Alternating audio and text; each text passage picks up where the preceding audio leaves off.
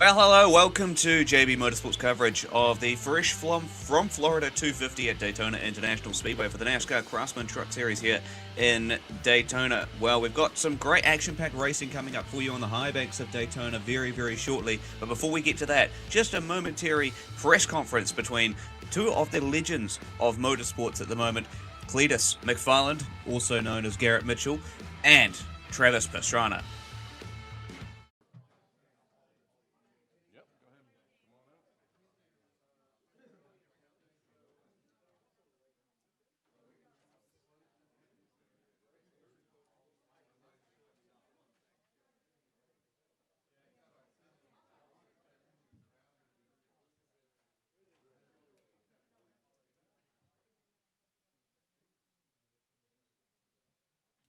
Frank's here. Get up here. Travis, thanks for coming up, man. Yeah, it should be. It could be. It could be. Oh, we've actually been looking for you. Our scoot. Come on, Travis. It should be, right? It could be. jump on up. Is that why you're here? No, it's not. Okay. Are you sure? Oh, look at this. George, look at this.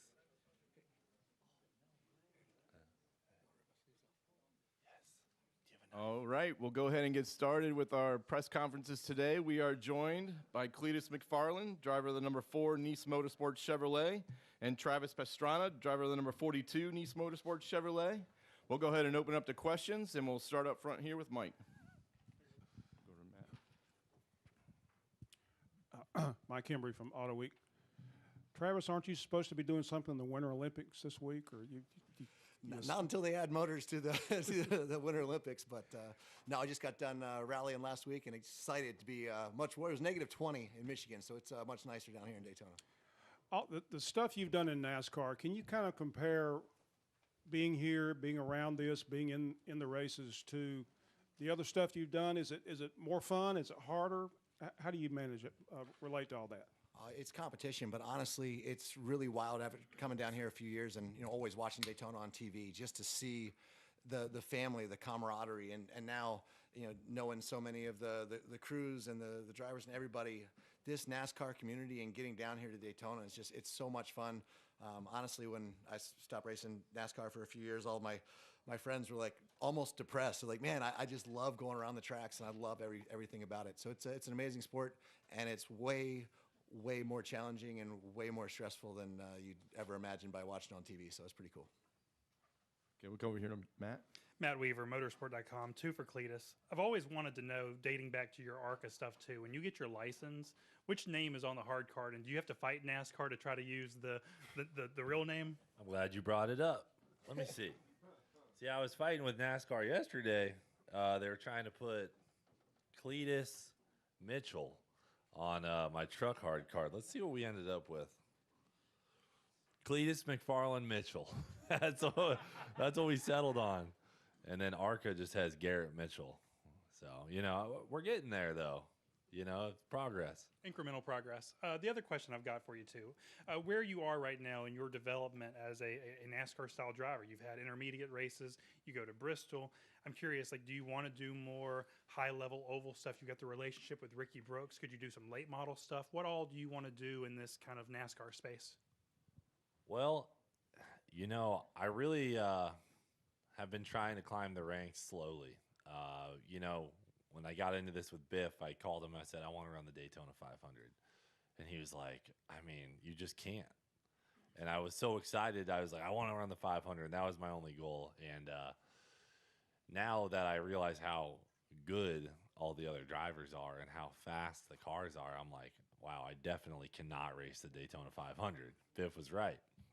And I've been slowly, I've been really enjoying ARCA, and, that level of competition has been good for me. I've learned a lot. This truck thing happened purely because Travis Pastrana is an amazing human being and pretty much handed me the opportunity to do it by putting me in touch with JBMotorsports, Black Rifle Coffee, and Brunt Workwear. It all came together because of Travis, 100%. But don't let him fool you. He's a hell of a wheelman, and I wouldn't even have brought it up because everyone's like, oh, YouTubers or this and that. I went to the Freedom 500, realized there's a lot of really good drivers, and at the end of the day, one of the best drivers I've ever met at driving anything is, what is that? Well, George and I were just talking about how it's pissing us off. Your sleeves are on your shirt right now. Do you mind if we just cut them off real quick? Sure. We have time for that? All right. We'll make it quick. I almost trust you with that knife. That side. Are we doing a relief cut on the bottom? No. Should I stand for this? Oh, man. Now, if his shirt fully rips off right now, Well, you we're gonna ripped have my a arm problem. Put your arm out like this. Do you know what to say? How about now? How about now? All right. Now we're good. We know what we're doing. That was actually professional. You impressed? Actually, 1 year ago today was the first time I ever ripped Biff's sleeves off over in the pits. So it's kind of a special moment. We got to all have our sleeves off this weekend. Be like All Biff. right, where were we? Sorry. Thanks, Mom. Where did we leave off? I realized the drivers were very good. Thank you. And I was like, I don't really want to go up. I love ARCA, they go, hey, yellow flag, everyone, come get some tires, take your time. Now I'm in this truck. I'm like, man, I got to go in here at, mock speed, make the turn perfect, get in the box, change the tires. And if I don't do everything perfect, I'm going to lose 5 positions, and I'm already under that pressure. So, but it's good. I needed that. I needed to start moving up the ranks. So thanks to Travis, I'm getting that opportunity to move up, and I hope to keep progressing, but I'm just trying to take it slow and eventually work my way to the top and make it to the 500. But I don't want to be one of those guys who gets a, lobbies for some sort of provisional and then ends up just getting spanked every weekend, So the big tracks, the restrictor plate tracks, a lot of fun. It's easy for me to be competitive. You mentioned the intermediate and the short tracks. Very challenging. I mean, I was racing at Rockingham earlier this week. Wow, is that fast? Wow, is Bristol hard too? I mean, extremely challenging. So what I guess I'm trying to say is I got a lot to learn, and I need more seat time. More time in ARCA, more time in late models, maybe with Ricky Brooks, and just get better. Yeah. All right, we'll go over here to John. Thanks, sir. John Newby Fan Buzz. I have 2 questions for Travis over here on the right. Sorry. You're good. So I know a few years back that you kind of stepped away from NASCAR. You said, it was harder, I guess, than you expected. But since then, you've done Daytona 500, ran well in that. You've come back for some truck races. What keeps bringing you back in? Is it just the desire to get better at this discipline, or fun? It's honestly, it's the fun. I mean, threaten me with a good time, we're going to be there. And the coolest part right now is the sponsorships that we have. We got Brunt Workwear, which is blue collar. I met those guys here at the Daytona 500. They love everything about NASCAR. All their employees love NASCAR. All the people that support Brunt Workwear love NASCAR. And they're like, dude, we want to go down to Daytona. And I'm like, look, I'm not the best pavement driver. I came from motocross. I went to rally. When in doubt, throttle out, all-wheel drive, Gymkhana videos, like that kind of stuff. I like being sideways. That's not how you go fast on pavement, for sure. But Brunt Workwear said, hey, we really don't care. Like, yeah, we want to win. I want to win. I want to be as competitive as possible. Went to JBMotorsports. They were like, hey, you know what? We're going to get you out there. And literally the next week, I'm talking to Cletus. And I'm like, dude, you got to go down.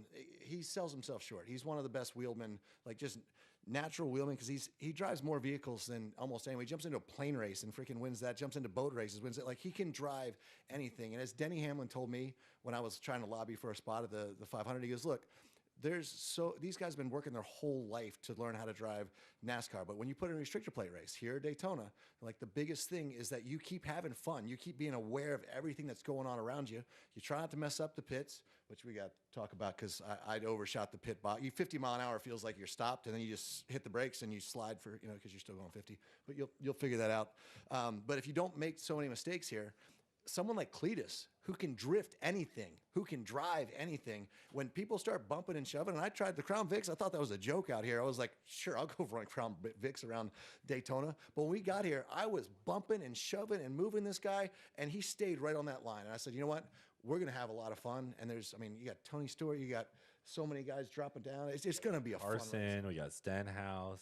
Well, Stenhouse on the team, Nice. Like he wanted us over there at 3. We got some press, but I was like, as soon as you're done the ARCA, we've got some homework to go over tonight. We've got a great team. And what did we say earlier?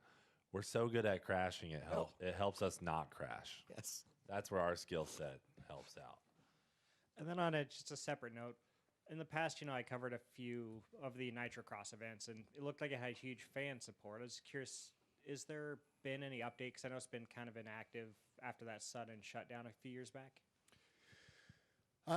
Really, it came down to we were having a lot of fun. The cars were extremely expensive for the amount of press we were getting, and Dana said, we're not doing electric. He's like, let's figure out. And at the end of the day, a lot of the different manufacturers go on. So whatever happens at the end of the day, he's like, I want loud, I want aggressive, I want the sound, the rumble, I want basically what NASCAR's, what you guys are doing. We started talking quite a bit with some of the NASCAR officials and say, how do we make this work? And I said, okay, let's go back to the drawing board. Let's make a car that's more durable. We got to make the tracks. We had a lot of the Europeans and the influence. Everything kept going back to what had been done in the past, which is great. Rallycross is awesome. But everyone's like, oh, no, that jump's too big. This is too dangerous. That if you can't hit it wide.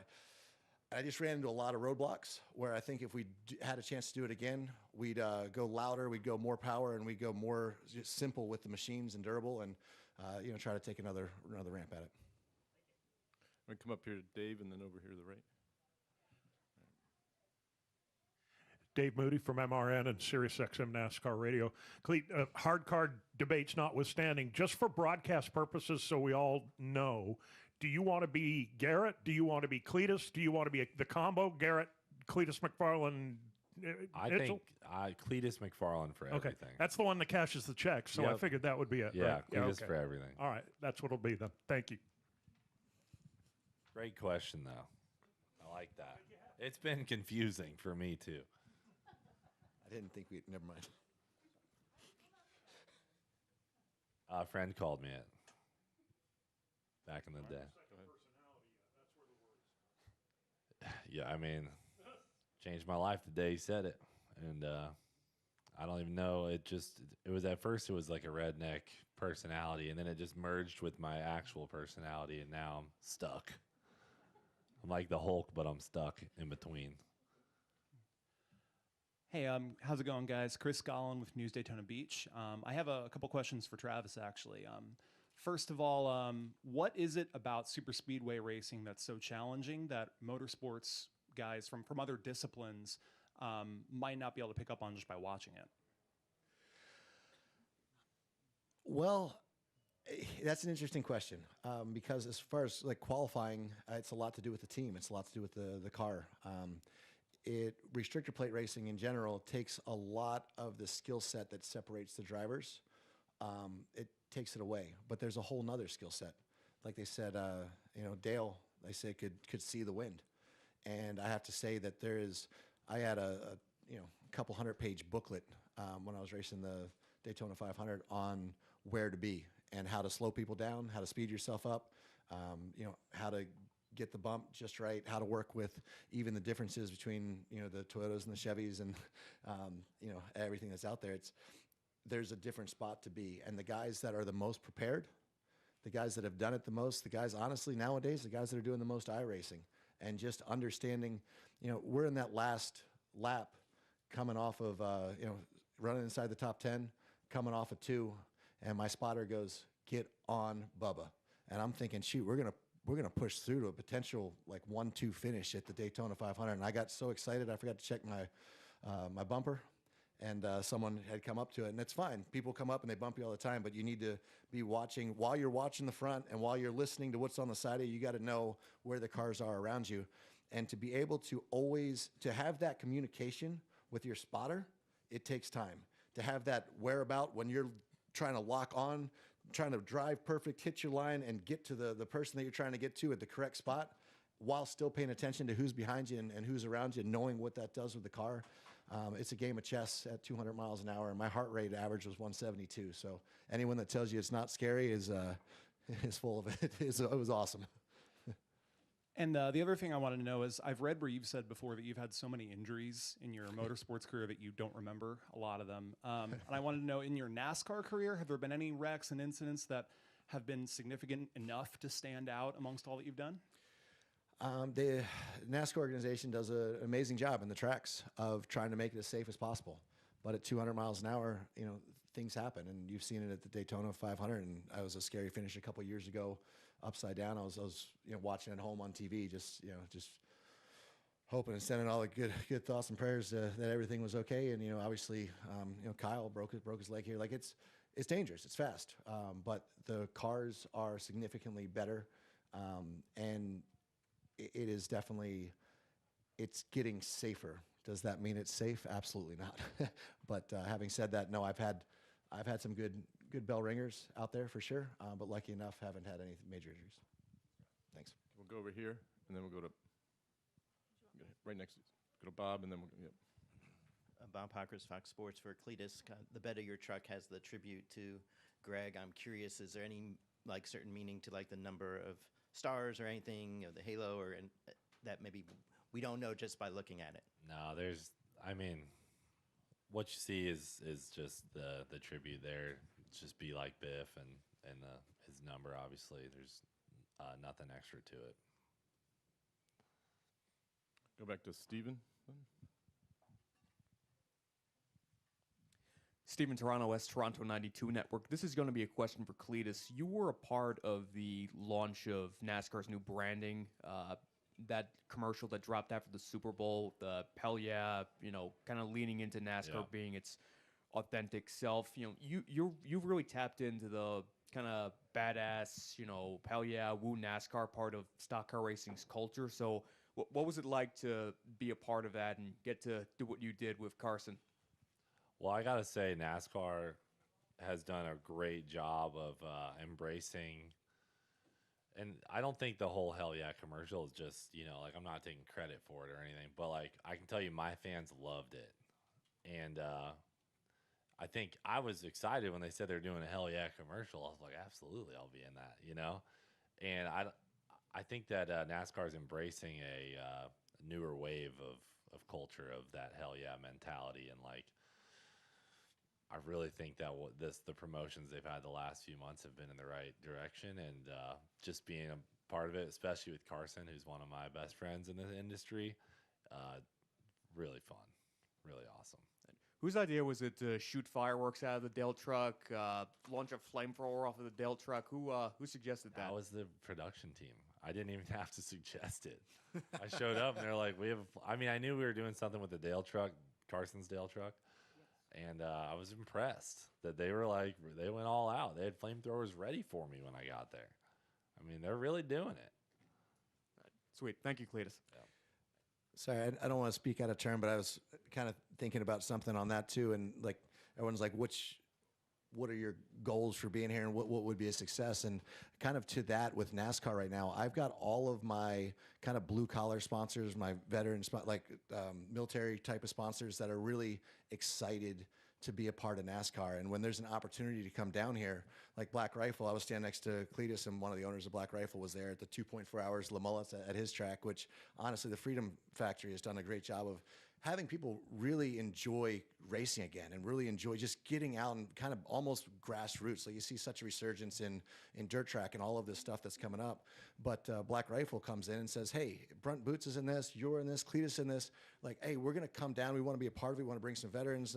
How can we contribute to everything that NASCAR is doing, to all of our fans and all of the veterans, everyone that's going to be coming down and watching anyway. And then, they're combined with Nice, with Brunt, and with Black Rifle. They're donating $100,000 to Boot Campaign, which goes to give a thanks and support to all the veterans and first responders, while we're down here at Daytona, literally living the American dream. Everybody in this room, at one point, this was, for me, this was my dream from as long as I can remember. I wanted to be at Daytona at some point, and this is such a cool thing. And I think NASCAR is doing such a great job right now that they have sponsors that just want to be a part of it, because so many of the people that are supporting them and supporting us are also wanting to be down here.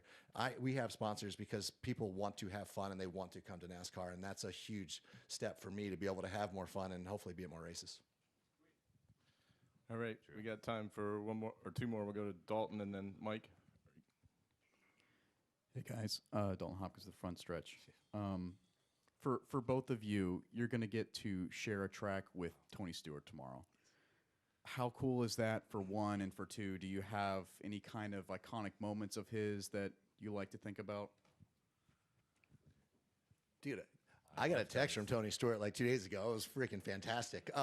No, so Tony, my first full season, first race here at Daytona, Tony was up in the front, he said he was just figuring out what the car was. He jumped, at the time it was Nationwide.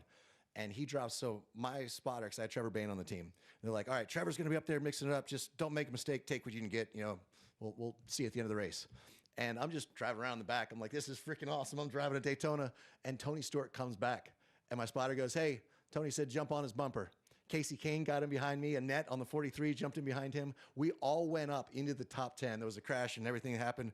And I lost Tony. And then he went on to win, and I went across the finish line backwards after Larson put it into the anyway, but it was a top 10 finish, and I had the most fun of my life and was a full NASCAR fan from there, and huge Tony Stewart fan from that day. He goes from the front, drops to the back, has my spotter tell me to get on his bumper, and takes me all the way up to the front. It was freaking awesome. I hope he does it again. He's a legend.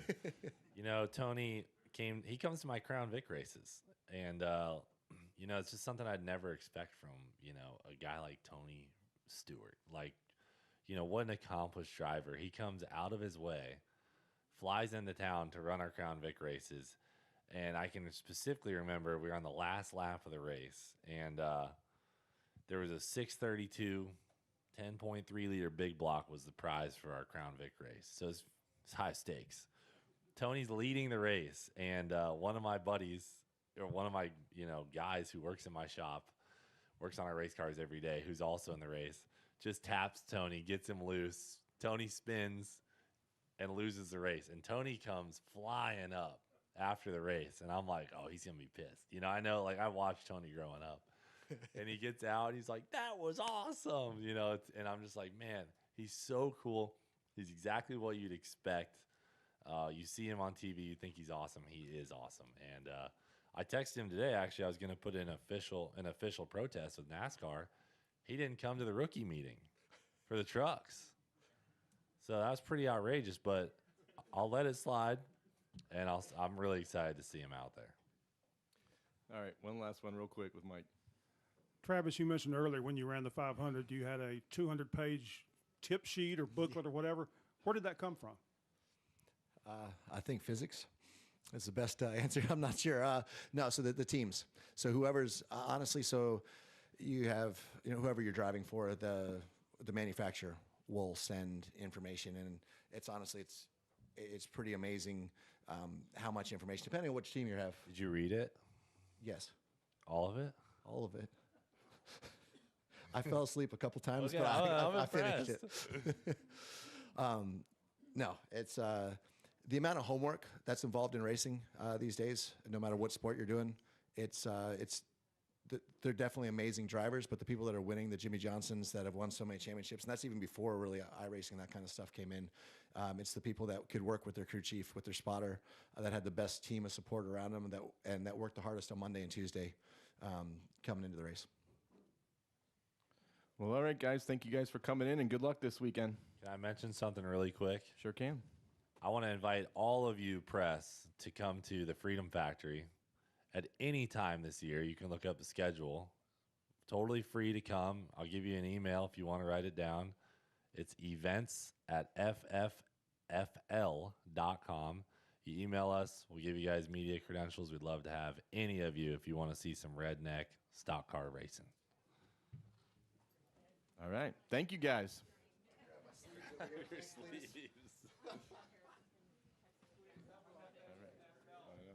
FFFL, awesome. Freedom Factory. No worries, Florida. man. Abbreviated. All right.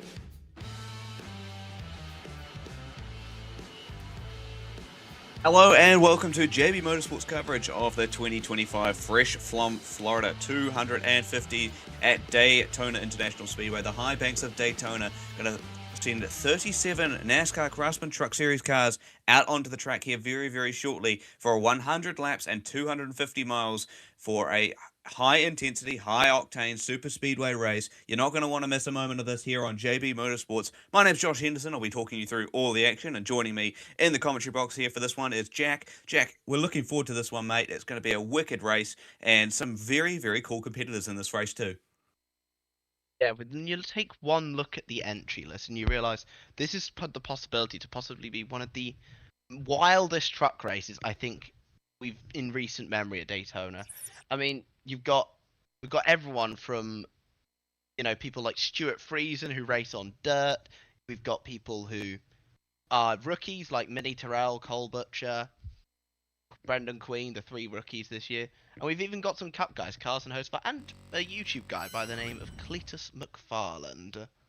Heard he's quite well known, though. Yeah, some great talent in here. Travis Pastrana, another one of those, one of the rally legends in the American Rally Association, as well as Tony Stewart making his first NASCAR start since 2016. And man, we've got some fantastic drivers, some fantastic teams, and of course the return of Ram to the sport for the first time in a long, long time. We've got a fourth manufacturer in the NASCAR Craftsman Truck Series. Of course, Ram returning to the sport. Jack, bring us a little bit of a detail as to how all those seats were decided.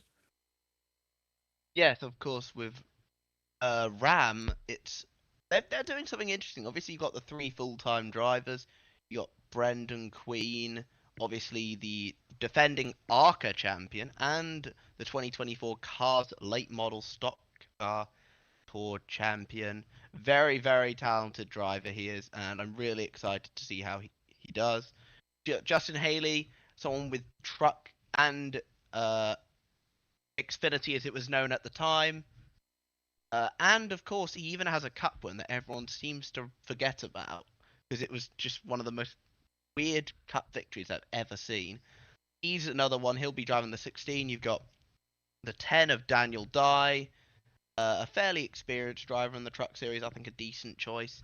And obviously you have the 2 other seats. The 25 will have a different driver every single race, known as the free agent truck. Legend Tony Stewart. Let's head on down to Fox. And veterans render a hand salute as the Keystone Heights High School Color Guard presents our nation's colors. Here to offer tonight's invocation, please welcome Motor Racing Outreach Chaplain Nick Terry. Let's pray. Father, as we begin this truck season with tonight's race, we honor you as Lord and ask for your blessing of protection over this event and all we do this year. I pray for each driver, their teams, the officials, and safety workers. Thank you for the freedom to be here and for those who make the sacrifices to protect it. Racing brings us joy, and we're grateful for the opportunity to share it together tonight. We ask you to be with us in all we do. In Jesus' name, amen.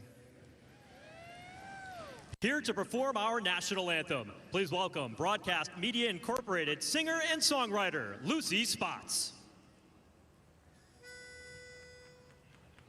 Oh, say, can you see by the dawn's early light what so proudly we hailed at the twilight's last gleaming, whose broad stripes and bright stars through the perilous fight o'er the ramparts we watched were so gallantly streaming, and the rockets' red glare, the bombs bursting in air, gave proof through the night that our flag was still there.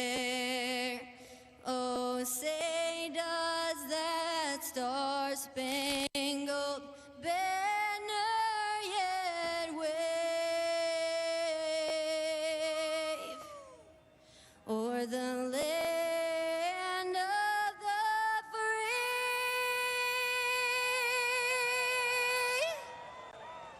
and the home of the brave.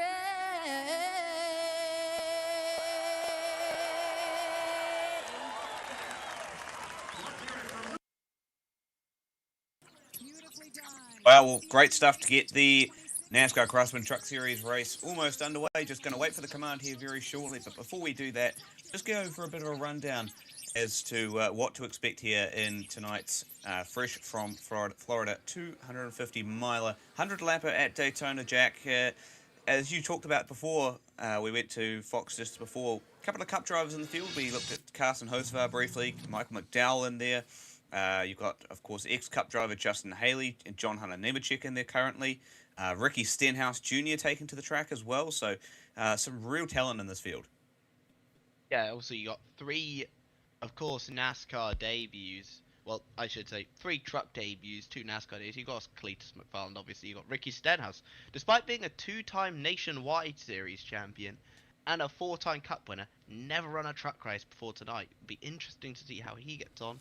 And the winner of the Ram race for the sheet show, Minnie Terrell. Super talented kid. Really excited to see how he gets on tonight.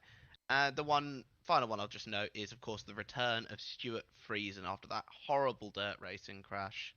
Really happy to see how he's going to get... really happy to see him back on the racetrack. Yeah, of course, that 52 car actually made it all the way through the playoffs into the final 4 out at Phoenix, driven, of course, by Caden Honeycutt. Caden now in the Tricon Garage number 11 truck. That, of course, vacated by the defending champion Corey Heim. He's not going to be back racing full-time in trucks this year. He's actually doing a part-time campaign with 2311 in the Cup Series. But how impressive was Corey Heim last season? I mean, goes out, wins multiple races. I think it was either 10, 11 or 12 races in the end. At least over 10, double digits for Corey Heim. And to kind of come out, win those races and now going for a part-time season in Cup. Do you really think we can see another breakout season with one of these drivers this year? Well, I would say my eyes are going to be mainly fixed on a guy who has proven that he can compete with Corey Heim, and that is Christian Eckers in the number 91 truck. But if we're going to look at for breakout seasons, I think one definitely driver to note is Gio Ruggiero in the number 17 Toyota. I think that he is a rising star in the sport. One of the best rookies outside of Lane Riggs, obviously, that I've seen in the truck series for a few years now, to be honest. Really excited to see how he can get on.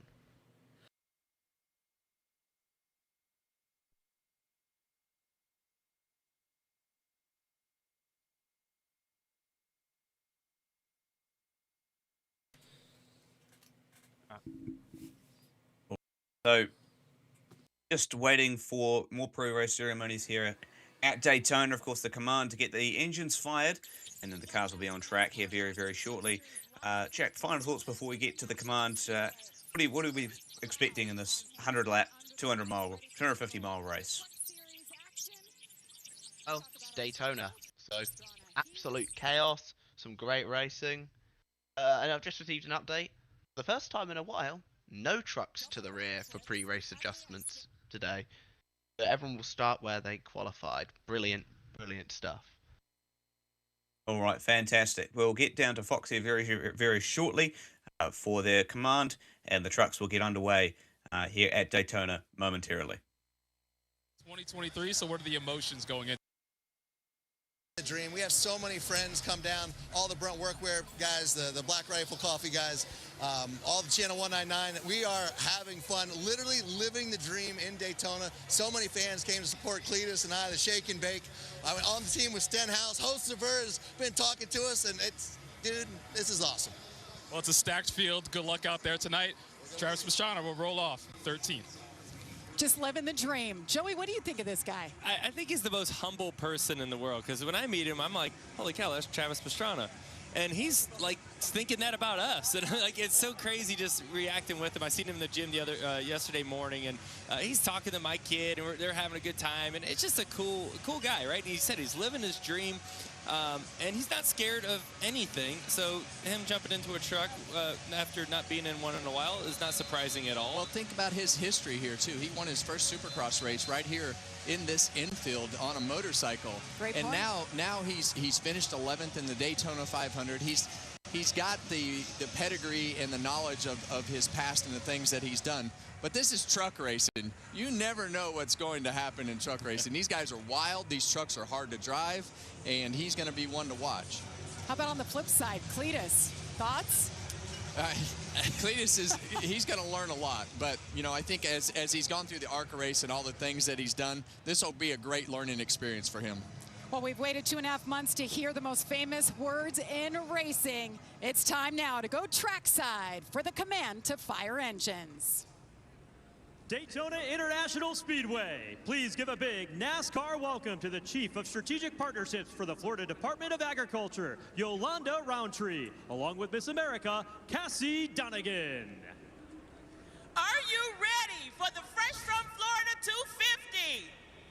Miss America, join me in saying, drivers, start your engines!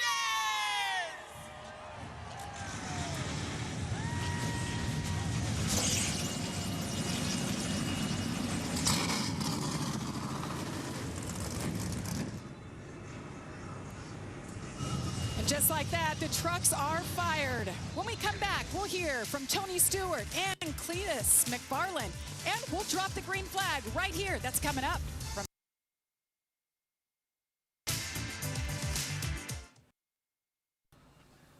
Well, there we have it. The trucks have fired up. The trucks will be on their way out into the track here very, very shortly, with 37 of them ready to tackle the high banks at Daytona.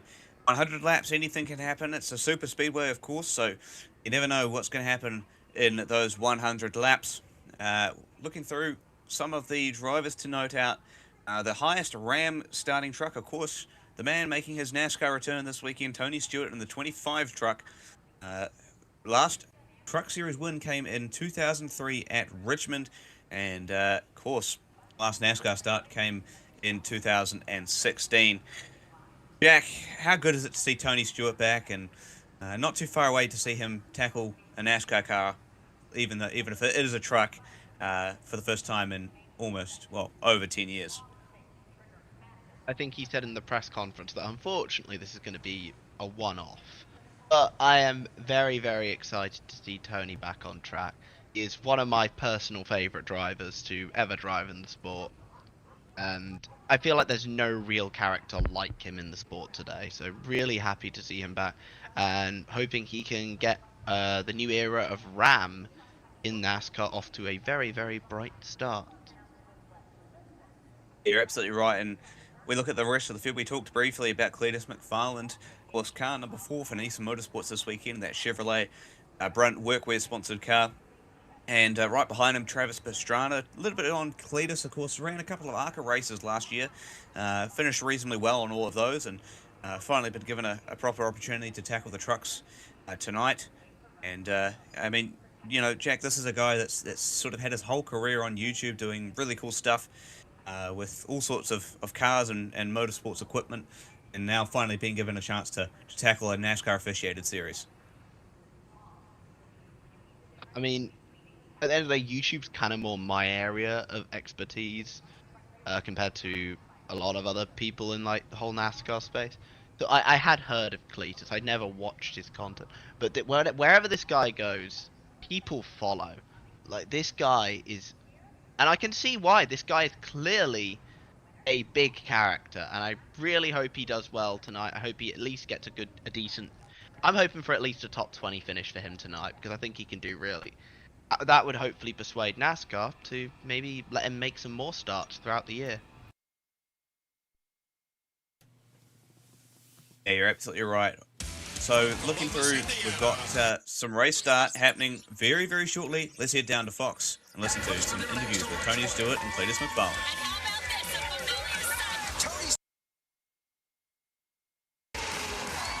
We're good.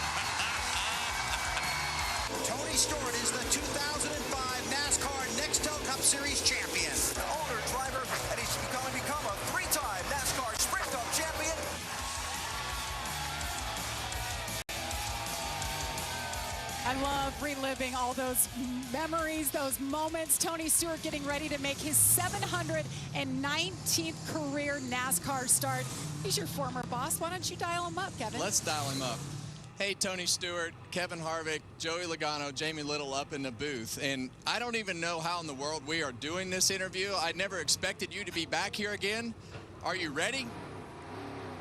I'm smart enough to know I'm not as ready as I would like to be, for sure, but appreciative of the opportunity, for sure. Well, hey, Tony, it's Joey. And, you know, I was thinking about all the things I did. I was a pain in your butt. And this is going to be worse, okay? it's going to be an adventure for you. We're excited to watch it. Tell us some of the things you've done to prepare for this moment. Well, the hard part, as you know, is it's not like we get a lot of practice anywhere, so literally didn't drive the truck till yesterday, and I mean, it's going to sound really simple, but I spent a lot of time iRacing, so got a great group of friends that we iRace with, and those guys have been awesome, knowing that I needed the help and just getting laps, and you know, TJ Bell's my spotter. We spent a couple nights together just working on communication, so you know, just literally simple stuff like doing iRacing so that TJ and I are on the same page starting this thing, and then, you know, once we get going, it's just a matter of me trying to learn the truck and not trying to learn what I need to do to communicate and try to learn a truck at the same time. Well, all of your pictures that we showed from all of your highlights, you look a lot younger in there. So go out and have some fun, old man. Yeah, I feel like I'm the old guy running the daycare out here tonight, so it ought to be fun. I'm real appreciative to Colleague Racing. I mean, they have busted their tails, and literally those guys, Ram, just a great opportunity to come back to Daytona and do this, so looking forward to it. Have some fun, buddy. Thanks, Ram. Well, it's so special to have him in the field. You see it, all these fans. I mean, so many of them are here for Tony. They love him. They've missed him. Well, yeah, they were able to go back and dig out all of their vintage T-shirts and come back to the racetrack and see something that they never thought they were going to see again. And I honestly never thought I'd see him again as well. So we're excited to see Tony back in the seat. Yeah, so on the flip side, Cletus McFarland is making his first career Truck Series start here. What do you think, Joey? Want to dial him up? Sure, let's dial up.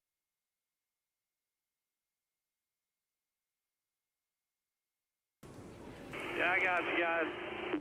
Well, you're most American race car driver I have seen out there. You look awesome out there. I know you got bald eagles ready to roll. How you feeling? Oh, man. I'm freaking fired up, brother. Oh, my heart's beating fast. I feel ready, though. I feel good. I got a good qualifying spot, good truck, good team. I'm just so pumped. So pumped. So thankful to be here. All right, well, we'll be watching you. Have some fun out there. I know you will. Thanks, guys. See ya. I think Cletus and Travis Pastrana are the same person. They're both having a lot. If there's two people in the field that you know are having fun, it's those two for sure. Absolutely. Well, it's time now to take a look at the starting grid, sponsored by Craftsman. All right, so as we cut away from Fox, let's start our coverage this time. And off the front row of the grid is Ty Majeski in the 88 car, and alongside him in the 7 car out of the Spire Motorsports camp is Michael McDowell. In row number 2, in the 3rd spot is Tanner Gray in the 15 car, and in the 77 is Carson Hocevar in row number 2 out of position 4.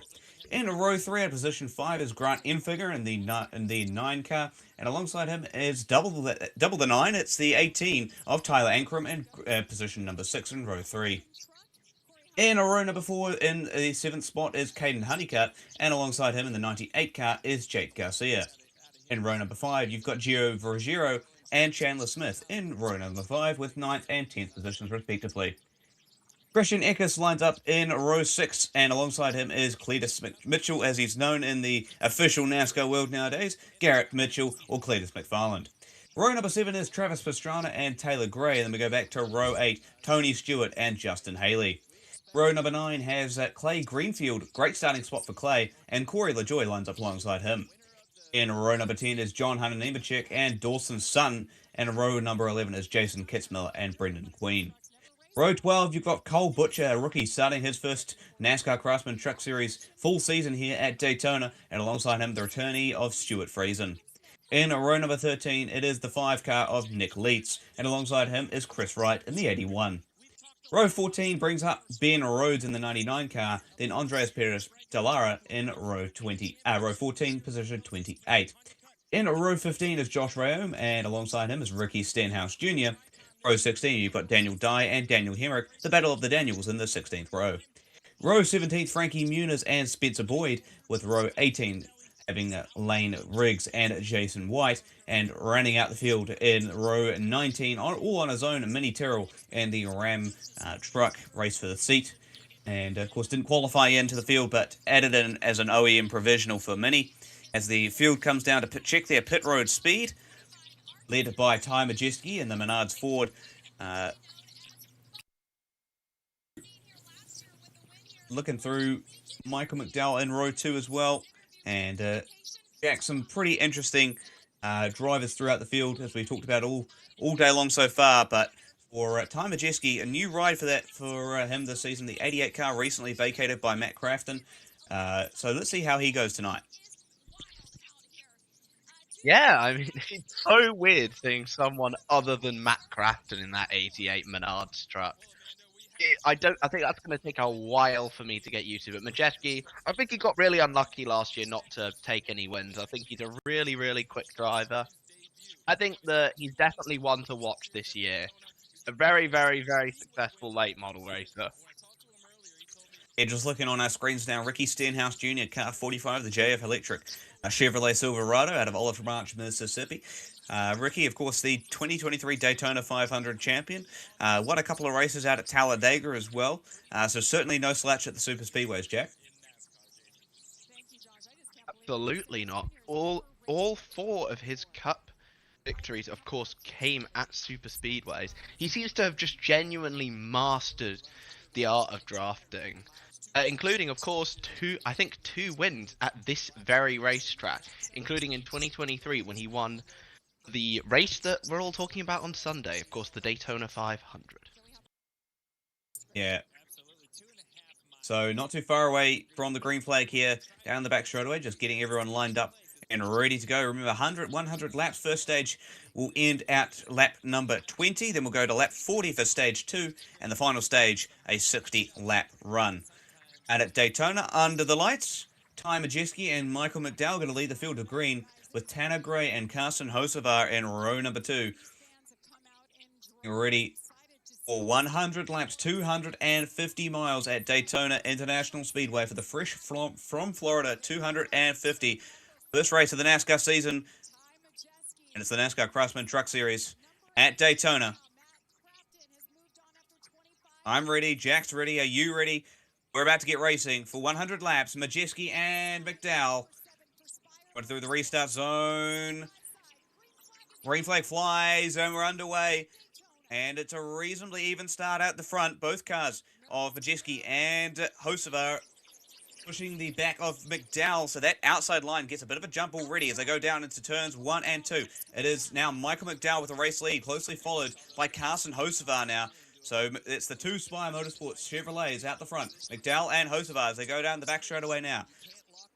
Bit of a breakaway back to the rest of the field as that outside line, with those 2 cars from that outside line off the front, starting to make their way on that inside now. Third line starting to form up here, Jack. And it's a little bit further back from the field. It's all close contact between Taylor Gray and Cletus McFarlane. Those two almost coming to blows. Yeah, those Spire trucks got a launch off of the line. Immediately, Hocevar cutting in front of Majeski to act as a buffer for McDowell, essentially. We can see just, and it appears we've already got 3 lanes, guys. Jeez. Like, just like, are we really doing 3 lanes already, guys?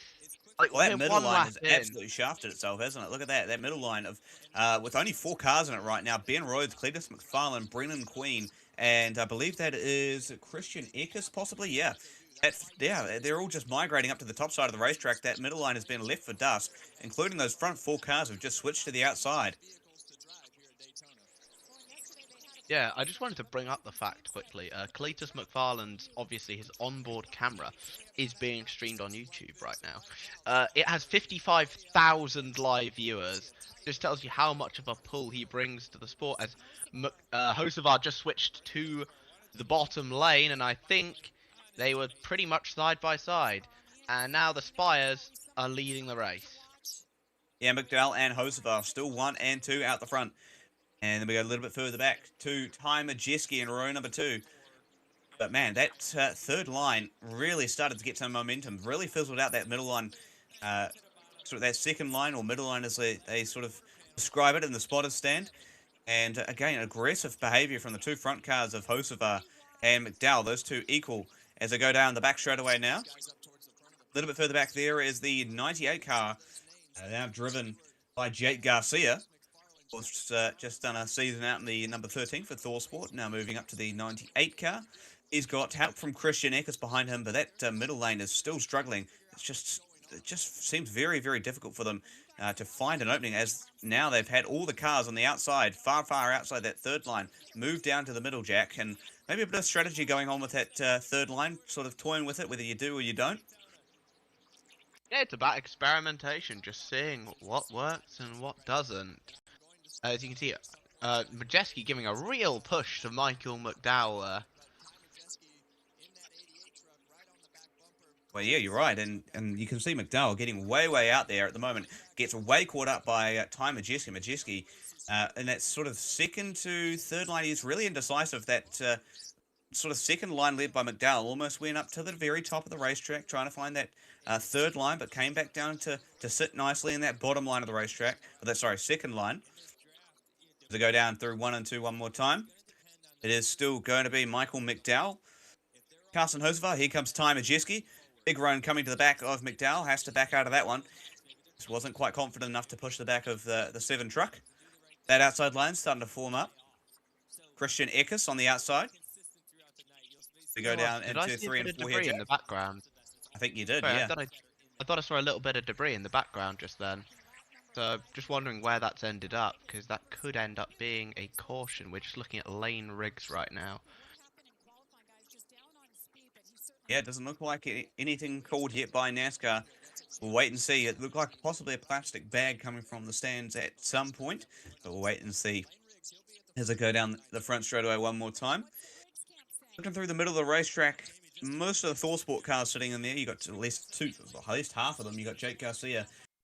The racetrack, and it's old Butcher running in the middle with Ben Rhodes supporting. Lane rigs up the back now of Brendan Queen, that number 12 Ram car, starting to make his way through the field a little bit. Don Hunter Nemechek making his way inside the top 10, as is Cletus McFarland, sitting in that 10th spot. Now still 2 by 2 as they get into the front straightaway. Oh, we got one around. It's Cletus McFarland. McFarland into the inside wall. Hard. Caution comes out. Wow. That is not what we wanted to see. No, very early disaster for Cletus McFarland. Ripping up the grass on the infield at Daytona. Man, that left side of the car is absolutely destroyed. And window net down. That's it. That's all over Red Rover for Cletus McFarland.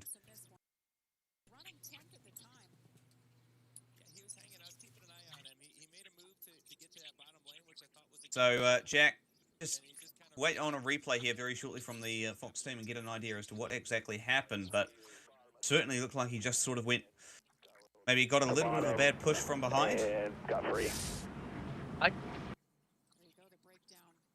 Got free on the radio. I think I know what I'm going to see right now. Just here, see what happened. I thought he just got loose, to be honest with you. It looked like he maybe hit a bump and just lost it. Yeah, that looks like that's exactly what happened. He's loose. I don't think there's any contact. I think he just goes. It's a little bit of help from Giro Ruggiero, but obviously that's courtesy of him getting a little bit loose. Exactly. Courtesy of him getting loose and just coming back up the racetrack. Ruggiero just, unfortunately, not really much he could do about the incoming McFarland. Wow, that's an early end to Cletus McFarland's race. Just, loose on the bottom of the racetrack, and that's all she wrote. That's unfortunate. And I think that live stream, as you were talking about earlier, Jack, that's going to lose all the viewers very, very quickly. Yeah, we're on 67,000 viewers for the Cletus McFarlane stream, but that is now over. But yeah, I hate to see that for Cletus. I was really hoping he could get decently far into the race. But yeah, just looks like, and I hate to say it, just looks like a bit of a rookie error, to be honest. Just got loose on the bumps. But then again, I've seen more experienced drivers make the same mistake. Yeah, absolutely. Well, that's going to put us under yellow flag conditions. Lap 8 of 100, of course 8 of 20 in stage 1. McDowell and Hosefar are still two leading cars still out the front. And we go back to Majeski and Enfinger, Tanner Gray. John Hunter Nemechek all the way from 19th, he's up to 6th. So a bit of strategy being played here from Nemechek. So we'll be lining them up, racking them in, stacking them once again, and getting the race back underway. And yeah, Jack, talk me through the sort of strategy you would want to play on these caution periods. Of course, fuel burn is going to be another thing to consider with all these cautions and the stage breaks as to how you time your pit stops, when you come in for fuel and when you don't. So how would you strategize these sort of cautions as we look at the 2-car? Just before we go to you, we've got the 2-car of Jason White coming. It looks like they're going under the hood. Possibly mechanical problems there for the 2 team, but nonetheless, yeah. Jack, talk us through what's the strategy with these cautions? Well, right now, I think we've got a fairly short stage. I don't think we're going to need any pit stops from anybody. But as we get later into the stage, into the final stage, I think we could see some teams go for some more interesting pit strategies. Make sure to get ahead, because at the end of the day, track position is so crucial. Because if you're further ahead of everyone, not only are you leading, but you're also avoiding all the wrecks at the back. So I think realistically we could see some more interesting pit strategy later in the race, but not right now. I think we're just going to focus on getting to the end. Yeah, interesting to see what's going on here with Jason White, the Team Realm team, still figuring out what the problem is under the hood of the 2-car.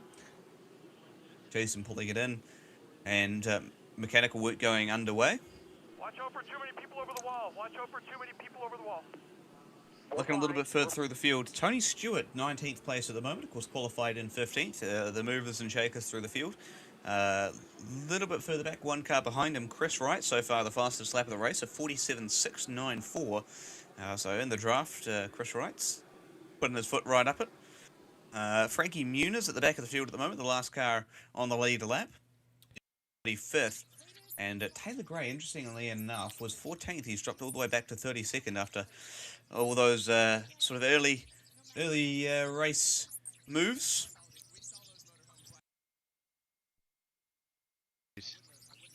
Overheating issues for Jason White, apparently. Oh, wow, there you go. That's unfortunate for Jason. Of course, I believe this is his 2nd or 3rd start here at Daytona over the last couple of years. And yeah, unfortunate to see that he's having those issues. The reliability of the 2 truck doesn't seem to be quite there at the moment as Cletus getting out of the car. What a shame. Not how he would have wanted his night to end. Early on, 5 laps complete for Cletus, and that was all she wrote, unfortunately. Highest Ram truck on the track right now. Currently, Brendan Queen in 16th. Highest Chevy, Michael McDowell, race leader. Highest Toyota of John Hunter Nemechek, apparently in 2nd. And the highest Ford of Ty Majeski in 4th. So, certainly some variety across from the manufacturers. The Ram trucks, realistically all together on the track, you've got Queen in 16th, Tony Stewart 19th, Justin Haley 21st, Daniel Dye 22nd, and then Minnie Tyrrell in 26th, Jack. Teamwork going to be an important fixture here in these Daytona races. These Super Speedway races rely on you and your teammates working together. So if you're that new Ram team, how would you kind of approach it? Because obviously you don't really know all your teammates that well. You don't know how these new trucks are going to perform in the draft and how they're going to perform with pushing. Of course, a different sort of bumper design for the Ram. So how do you kind of strategize that when it comes to a new team and new manufacturing during NASCAR? Probably just the same as everyone else, to be honest. I mean, Daniel Dye, obviously he's had changes of teammates for a while. He's worked with people like Christian Eckert before. Hopefully he's gained some know-how off of. Justin Haley's had several different teammates from Carson Hocevar all the way till people like AJ Allmendinger. So, and while Brendan Queen realistically has almost no experience working with a teammate, he spent most of his career working as part of a one-car entry. That was both in the Cars Tour and in ARCA. Yeah, of course, ran a couple of Xfinity races last year for Corlig. Had some impressive performances, and that was really unfortunate to see the Corlig shut that Xfinity team down. We're now known as the O'Reilly Auto Parts Series, of course, but now running a full season with Ram and the Truck Series. So basically, just switching their allegiances from O'Reilly Series down to the Trucks. To restart once again. 10 of 20, so half race distance now already in stage 1. And yeah, watching Lane Riggs, one of the superstar performers at the end of last season. 3 race wins to his credit. Of course, nowhere in comparison to Corey Heim, but nonetheless, had some very good race performances behind the wheel of the number 34 for Front Row Motorsports. Just waiting to get the field back, ready to go green here, Jack. And yeah, the two Spire cars, we talked about that briefly at the start. They really had a wicked start, didn't they? Oh yeah, those things went off like rockets. I'm actually kind of shocked how quick they were, to be quite honest with you. Because, but then again, they have 2 excellent drivers behind the wheel in Carson Hocevar and Michael McDowell. Michael McDowell, a proven winner here at Daytona in 2021 in the Cup Series. We are coming into the green shortly, I think. We're just getting everyone lined up, ready to go. And then we'll get ready to go green once again for stage 1 here at the Fresh from Florida 250 at Daytona NASCAR Craftsman Truck Series season opener. Looking forward to seeing how this race pans out. Anything can happen, remember, with 250 miles, 100 laps. You never know what turn this race is going to take. Race car pulls off to pit road, going to get ready to restart as it's Hocevar and McDowell going through the restart zone. Green flag flies and we're back underway. And it is a very good start from both Spy cars at the front. Good push coming from the back of the inside line. That is Tanner Gray up the back of Hocevar. Well and truly clear now of that outside line as they go into 1 and 2 one more time. Hocevar well out there as they enter 1 and 2 coming down into the back straightaway. It is Hocevar from McDowell now. Then Tanner Gray up the inside line. And they go down the back straight away. It is Hocevar, McDowell. A little bit of help as Hocevar switches up to the outside line. Now comes back across. Oh, he's interesting decision from Carson Hocevar there. Switched from the inside to the outside of the exit of 2. Came back down, came back up to block McDowell. And has come all the way back down to the inside line once again. So interesting to see the sort of strategy games there from Carson Hocevar. Wondering whether he's not too confident in his own teammate. Would doubt that, but you never know. As they go wheel to wheel across the stripe, McDowell and Hocevar. Big push coming to the back of McDowell from Ty Majeski, and a big push coming to the back of Hocevar from Tanner Gray there, Jack, and pretty much as you were at the front. Yeah, I mean, the 2 Spire cars controlling the race, both very experienced, of course. We're watching now, there's Brendan Queen, who won the ARCA Daytona race last year in that 28 Pinnacle Racing Group car. Obviously, looking to see what he can do in that Ram truck. Currently, I'd say doing fairly well. Ram so far they're about where I expected them to be. They're not like currently front runners, but I would say they're like in the solid mid pack, and that's really where I hoped they'd be currently. As they work their way towards being these front-running trucks. Cole Butcher trying to look to the side of Queen there. But I'll hand it back to you quickly. Yeah, we're watching the cars go down through 1 and 2 one more time. Hocevar, Tanner Gray, McDowell, Majeski, Enfing are the top 5. Of course, a lot of strategy going to go into this with 7 laps remaining into the stage. That's the first stage points of the season. Remember, no playoff points either. The return of the chase. So it's really, realistically, you just have to get as much points as you can every weekend. Stage points will matter more than a playoff point would. So you want to try and get as many stage points as you can. Try and get those wins as well, because they're up from 55 points this year instead of 40. So an extra 15 points worth. as the two Spy trucks continue to battle across the line. McDowell and Joseph are absolutely, really holding this field to hostage right now. No one's really able to make enough of a move to get around these two at the moment. Of course, though, burning a lot more fuel than you would by being in the second or third or even further back in the field, as we've got a third line starting to form. Tony Stewart possibly may have lost the draft already, well on his own at the back of the field there, making sure he doesn't get involved in any monkey business. Doesn't want to tear up the truck too soon. 25th on the field. There he is at the very back now. At the back of this pack, behind the 19 of Daniel Hemrick. And then the Mopar trucker Daniel Dye, him going all the way to the back as well. A little bit of shake-up through the field as they go through one more time. 15 laps in, out of 20 in stage 1, out of 100 in total in the race, Jack. And again, the Spy cars dominating this first stage, but some pretty good contenders behind them. Tanner Gray and Ty Majeski trying to find their way around as that third line starts to form up. Yeah, absolutely. I think we'll start to see a little more chaos in the next few laps as people fight for those stage points. You can see Cole Butcher leading the outside line, although there's not really any pace on it, I'm going to be honest with you. So I think it's going to be between the two Spire trucks probably, because they're not obviously going for the Drivers' Championship, going for the Owners' Championship. So they're probably going to just play it safe, collect some points, see how they do. Yeah, looking a little bit further back. Bit of three-wide action going on between Lane Riggs on the outside there, and he's supported on the inside and outside by Stuart Friesen and Daniel Hemrick, with Andres Perez de Lara in there as well. Meanwhile, the first Ram truck inside the top 10, Brendan Queen on the outside line. And a little bit further back, there's a third line starting to form now. One of them just pulling out of line. I believe that's John Hunter Nemechek possibly, with a bit of support from Christian Eckes.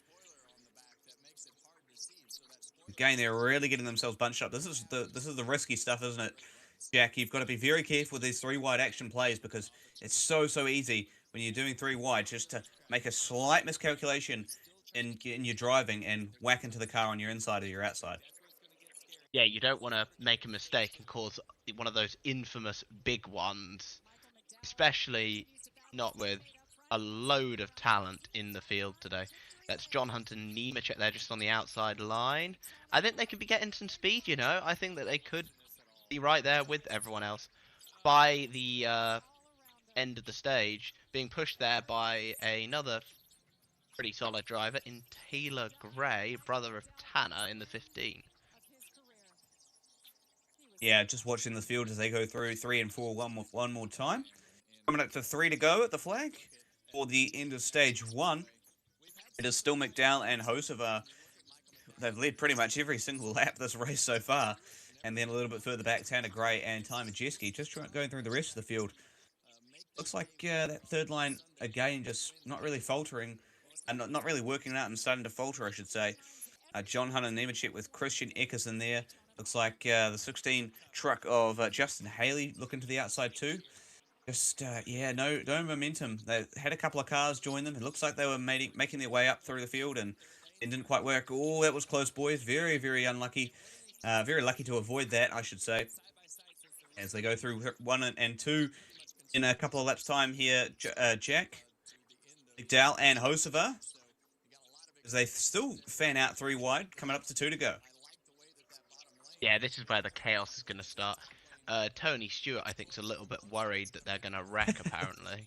So he'd know a lot about wrecking, Tony Stewart, so I think he's very wise to stay back for now. I think Christian Eckes now up the top lane, just seeing if he can get anywhere. I mean, we've got Lane Riggs giving a bit of a push there to Brendan Queen.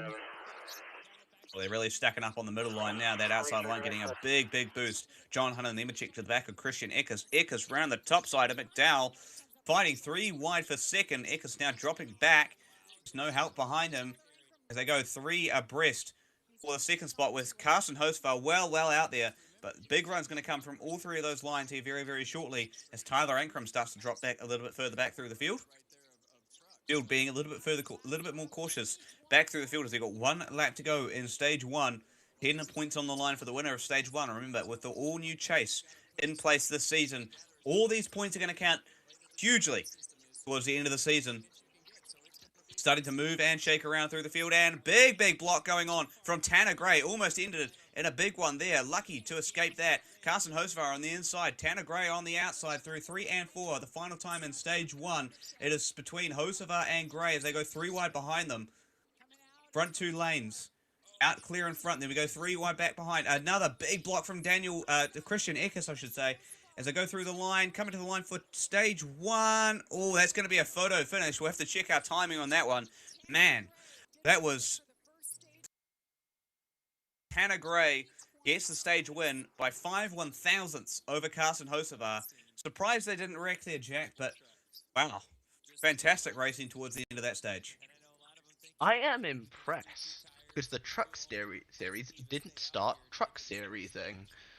I'm very, very impressed, guys. Well done. Tanner Gray, probably one of the more unexpected stage winners I could have predicted tonight. Very well done to him. Great battle between him, Hosevar, Eckes, Nemechek, all of those guys. Really entertaining to watch. That was some really good plate racing. Hold on, I'm just going to rejoin, by the way, because I'm bugging a bit. All good. So that's the first stage complete. Of course, another stage coming. 40 laps will be the lap 40. Of course, will be the next scheduled yellow for the end of the stage number 2. As we get the field probably into pits this time by. I'd have to say 55 pit road speed, of course. Remember, so got to keep this pit road speed limit. And again, a bit of strategy probably going to be the first thing on the agenda, whether you take fuel or you take tyres or you don't take anything at all and you stay out. We'll have to wait and see as to what the plan is here for some of these NASCAR Craftsman Truck Series drivers. Just an update, by the way. That stage finish, Hosevar and Gray separated by 5 thousandths of a second at the line. That is ridiculous.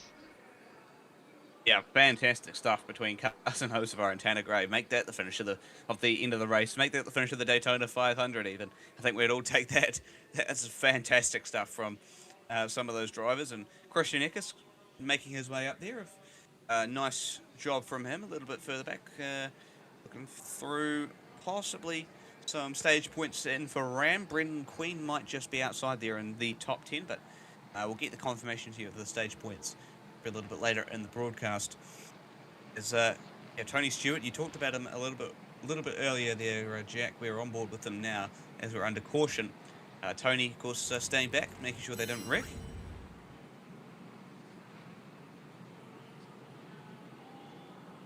Yeah. I've got nothing to add right now, apologies. I've got nothing to add right now. Just checking stuff right now on Twitter just to make sure. Apparently there's going to be an interview with Cletus. I don't know if that's been broadcast or not.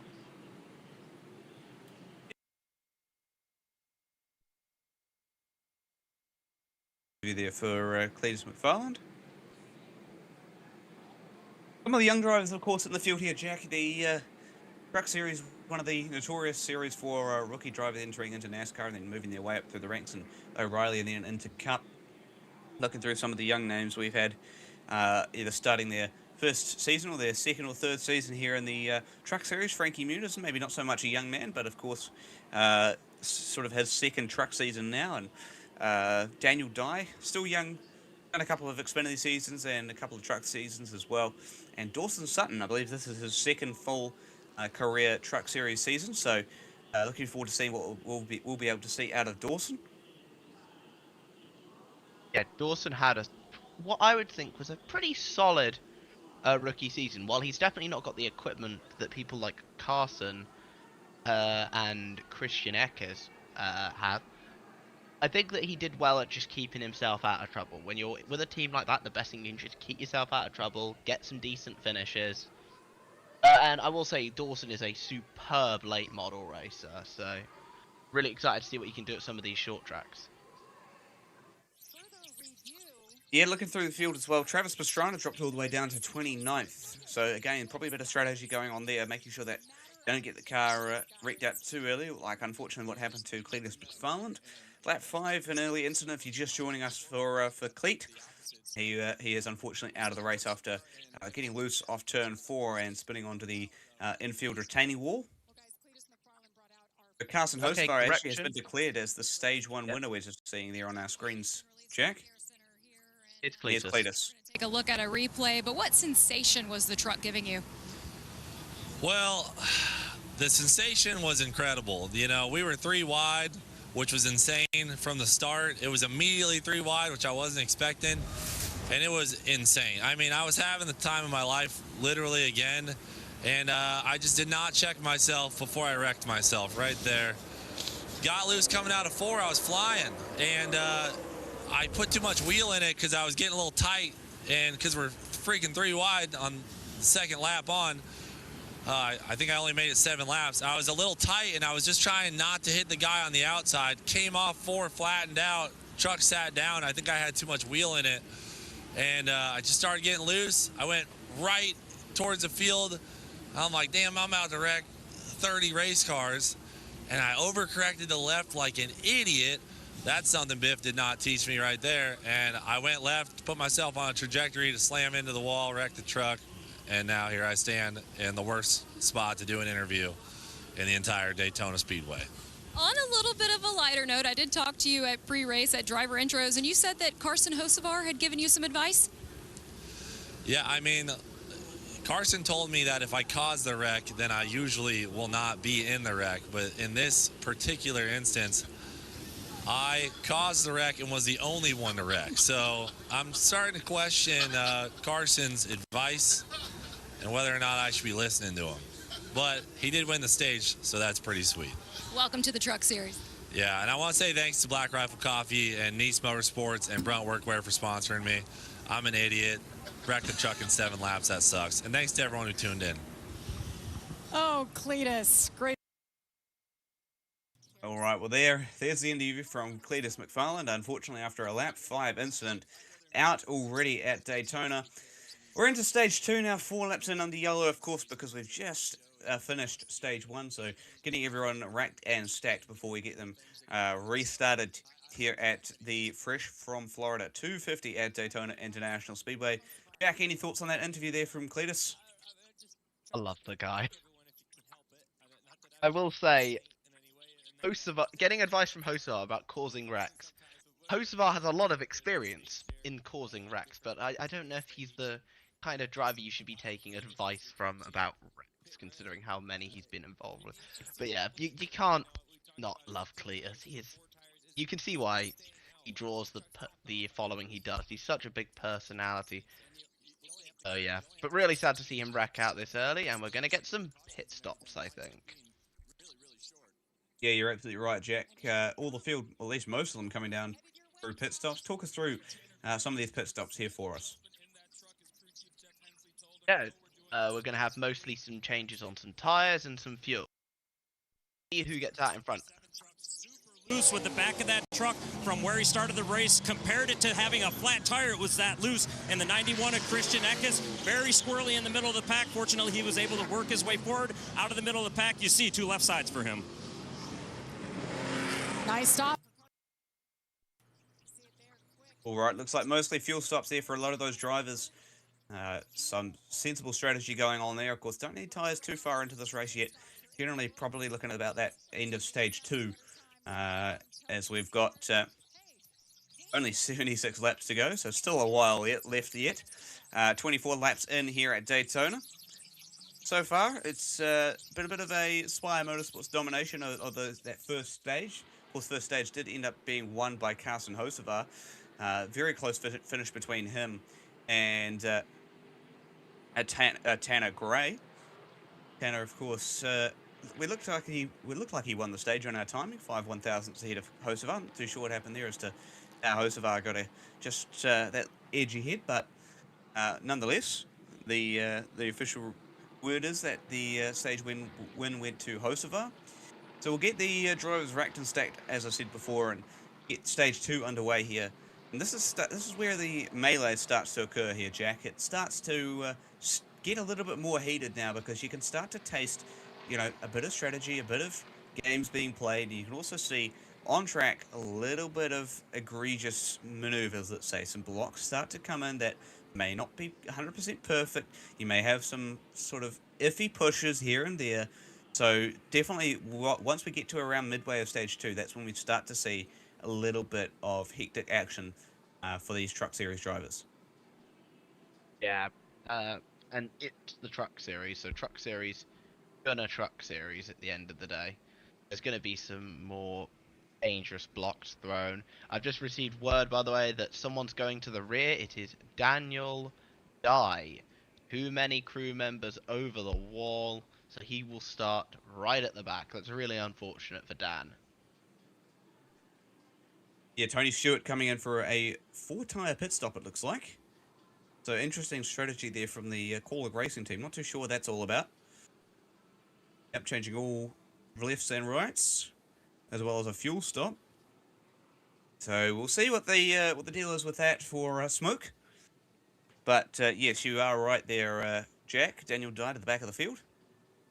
That's unfortunate for one of the first round trucks. Nonetheless, another penalty. Yeah, we'll see how that pans out a little bit later on in the race. We got another penalty here. Chris Wright speeding on pit road. So he will also go to the rear. He is driving the number 81, McAnally Hildman Racing.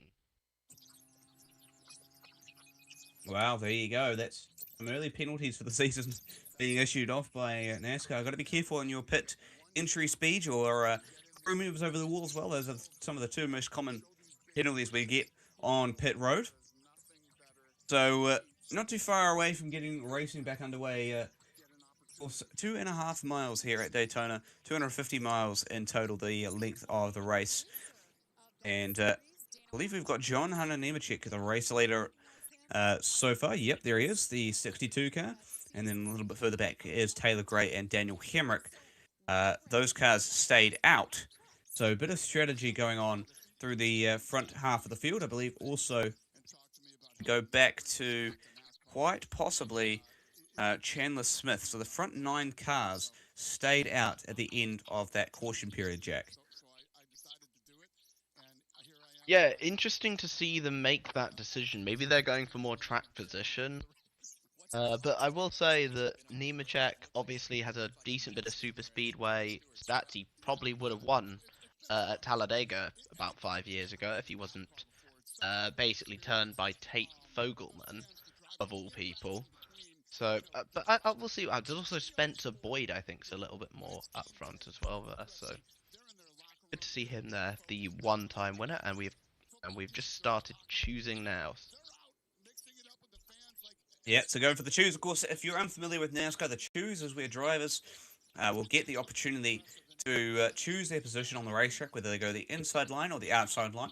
So it's all a bit of strategy game, and you have to determine what line you're most comfortable running. Of course, to the bottom line of the racetrack, you're very close to the apron on the inside, and then if you get down into that apron, it can be very, very risky because you can end up losing control of the car and spitting out. But if you go up to the top side of the racetrack, you're getting close to the wall. If you scrape that wall, you can probably get yourself a wee bit of aero damage. That could affect your car later in the race and could put you in a bad position to end up winning the race in that sort of sense. You're not going to have the luck and ability with a damaged car to win the Fresh from Florida 250 at Daytona. That's for sure. So, yeah, getting the drivers ready to race, all lining up nicely on the back straight away, going into 3 and 4 to start us off here very, very shortly. John Hunter Nemechek and Taylor Gray going to be the front row on this one. So before we go green here, Jack, quick predictions for stage 2. Anything you've got for us? I think we're going to get a little more aggressive in stage 2. We're going to have a few less laps because for some reason we spent about 7 laps under caution for no apparent reason whatsoever. But we're going to get a slightly shorter stage here, so we'll see what happens. All right, getting ready to go back racing once again at Daytona for the NASCAR Craftsman Truck Series opener. Go to the restart zone to start off stage 2. Green flag flies, and we're underway once again. Nemechek and Hemrick off the front. Big push coming to the back of Nemechek from Taylor Gray in the one truck with a little bit of a gap back to Tyler Ankrum. And it's Lane Riggs and Daniel Hemrick connected up on the bottom side of the racetrack right now. So those front two cars on the inside and the outside line are starting to pull away from the rest of the field. But they're going to get too far out there. Here comes a run from the rest of the field. Big run coming from Tyler Ankrum down the back straight away to the back of Taylor Gray. Has to back out of that one. And here, oh, this is going to get antsy. Big move from one of the cars through the middle. Can't quite tell who that is. Looks like could have been Justin Haley possibly. And as well as Michael McDowell. It's really getting stacked up through the middle side of the racetrack. Down through 3 and 4. It looked like it was Carson Hocevar making that move possibly. Yeah, it was Hocevar and McDowell making that big move up through the middle side of the racetrack. Hocevar just forced it 3 wide. Now he's going to the outside of the racetrack, leaving Ankrum and Nemechek. No help there on the middle side. And it is 3 wide now for the race lead. Briefly, as we go down through 1 and 2, it is Taylor Gray leading the race. Then we go back to Carson Hocevar and Nick Leitz. Man, that was an aggressive move. You talked about aggression there before we went green, Jack, and Carson Hocevar proving you right. It's not shocked me that it ended up being Carson making a move like that. Very aggressive driver, but it paid off for him. He's now battling for the lead with Taylor Gray. And you mentioned Nick, it's either Leitz or Lights, I can't remember which.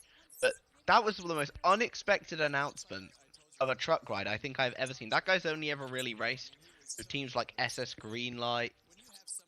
So realistically, it's a big chance for him to really show the world what he can do when he has the equipment to do it. So I was really happy to see him get that ride.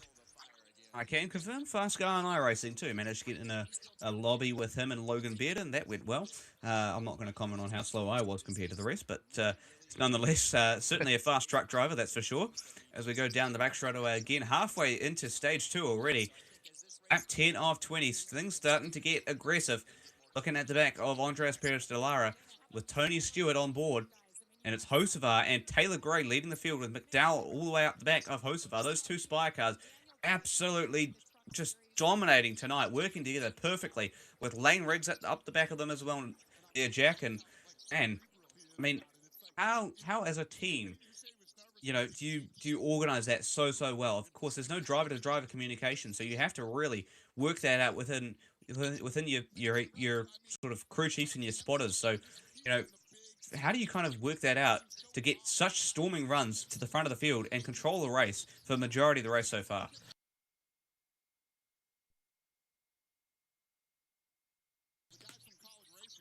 Okay, we just received some news in just quickly. Daniel Hemrick is being posted by the officials. He's going to have to pit for a broken spoiler. So that's really not good news for Hemrick. A driver who realistically gets no luck at all. Just 2 wins across his entire career at the top 3 levels of stock car racing. One of them came last year at Martinsville. Mini Terrell as well, by the way, just holding back a little bit. I don't know if he's just getting used to the truck or if he's just, you know, just holding back. Seeing what he can do, just drafting in the path of Spencer Boyd. Well, looking at the front pack once again as they go down the back straightaway with 9 to go in stage 2 here. This race is going to go by pretty quickly if we can just keep the laps green, of course. But hard task at Daytona because everything is practically an inch away from being Calamity Corner. As they exit 3 and 4 once again, it's Hocevar, McDowell, Taylor Gray, Riggs, and Nick Leitz, the top 5.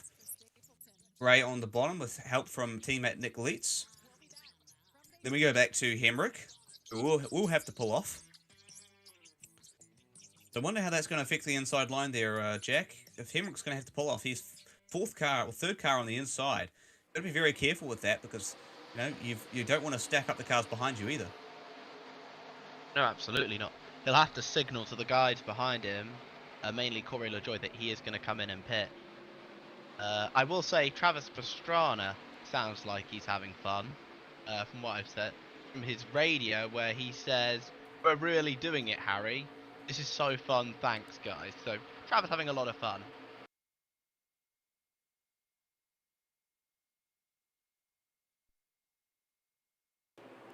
Yeah, so now further white flag there for Daniel Hemrick with a white cross through it. So that is pretty severe for Daniel Hemrick not listening to the officials there. The tower probably not particularly happy with that, as they're going 3 wide now through 3 and 4, led by Dawson Sutton on the outside. Help from John Hunter Nemechek, it looks like, as Carson Hosevar has really either been shuffled out here or is just, he's going through some lap cars here. Not quite able to tell with that camera angle there, Jack, but Hosevar, yeah, interesting to see all the way through the field as McDowell starts to fall back on the outside. New leader, Lane Riggs. Lane Riggs, the son of Scott Riggs, now leading the race ahead of a train of Fords just behind him. You got his teammate Chandler Smith, who's now just left him for dust, and is being pushed by Ty Majeski. I nearly said Matt Crafton there. I'm sorry, it is just so strange seeing someone else driving that 88. Yeah, not too sure what happened to Carson Hosevar there, Jack. Looks like he might have just got shuffled out. Yeah, I was thinking the same thing. Couldn't quite tell with the camera angles there. That's unfortunate, but for Hosevar, yeah, made that aggressive move through the field in the first couple of laps and of the second stage, and now all the way at the very, very back. Unfortunate for Carson there. Chandler Smith making his way up the field as well. The two front row motorsport cars now up the front of the field. New leader coming up through the stripe, Chandler Smith, with help from Ty Majeski and Taylor Gray up the back of Lane Riggs, of course. This Ram car again, yeah. Justin Haley. Yeah, I got something on Hosevar for you. Apparently he says his truck shut off. Oh. He's got it refired. They've asked him, try and get some track position and we'll try and diagnose it. And he said, well, if it shuts off again and I'm trying to get track position, I'm going to wreck the field. So, not going well for Hosevar. He had some transmission issues in practice. So, see how it... All right, so look at this. Here comes Ekus on the outside. Oh, crash into the wall. There goes Jake Garcia into, couldn't quite catch who that was, but I think that's two Tony or three Stewart. cars there. Might have been Tony Stewart. Looks like it could have been there. Oh, dear. Big damage for Jake Garcia. Man. We'll get you a full analysis as to what exactly happened there when we get a couple of replays. Possibly some damage to Tony Stewart. Yeah, well, yeah, there it is. The front end damage on the side of Tony Stewart's car. Man, that's unfortunate. Some of the real highlights of having some of these drivers in the field taken out already early. Jack, Cletus McFarland out on lap 5, and Tony Stewart possibly with some severe damage for the remainder of this race. Yeah, that's really unfortunate. We'll just see what happens here. Tony is just on the outside there. It looks like Garcia just got loose and just corrected it straight up into Tony Stewart. That's so unfortunate for Tony and also for Jake, because Jake had a really solid year last year. I think he could be one to watch this year, but that's not the way he wanted his season to start. And I also imagine, of all things for Tony Stewart, that's definitely the part of racing he misses the least. 100%. Well, that's unfortunate. And I guess the one thing that Tony's probably relieving at the moment is the fact that these NASCAR Craftsman Truck Series cars don't have breakable toe links like you would have in the next gen, because that would probably be Tony out if that was the case. I think he should be able to continue. It was a pretty gnarly hit to the front end of that 25 truck. And slight damage to the left and right side. Look on board with Tony Stewart. Yeah, Garcia just gets into him. I would say that's reasonably light there, Jack.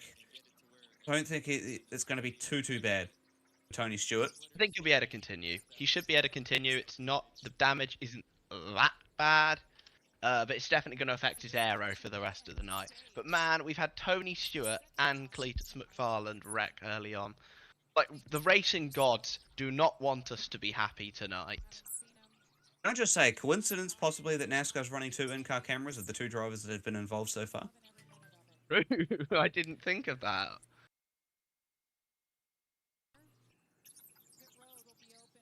That's right, yeah, we've just been told by producer JB over here that Friday the 13th as well, over in the States as well, so there you go. Wonder if it's a full moon at Daytona. That'll be another thing to consider. That'll be proper theories all over the place. But, yeah, unfortunate series of circumstances there. I would say that's probably going to end stage 2 here, Jack. We may get a 1-lap dash to the finish if we're lucky, but I would say that's going to be all over Red Rover there on stage 2, and possibly going to give Chandler Smith the stage 2 win. Yeah, that'd be a solid win for Chandler. I thought he had a lot of bad luck last year, so good to see him get some points on the board early here.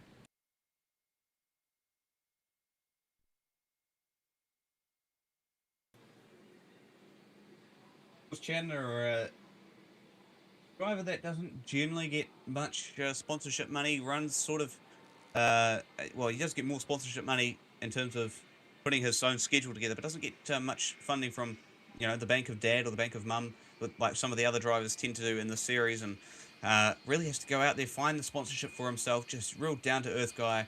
Yeah, unfortunate to see, as you said, some of the bad runs he had last year, and absolutely capable of winning a couple of races. We saw him win races in Xfinity. We saw him win races in truck as well. He's contended out in a couple of cup races and almost made the Daytona 500 this year and a couple of years gone by as well. So, yeah, for Chandler, it's really just a rebuilding exercise for him at the moment. Couldn't stay in Xfinity, sorry, long with Corlick. Had a seat lined up there, and just unfortunately didn't really have the financial support to be able to continue it.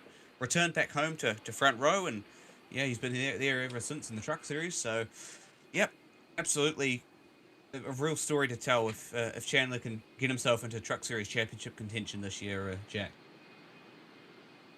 Absolutely.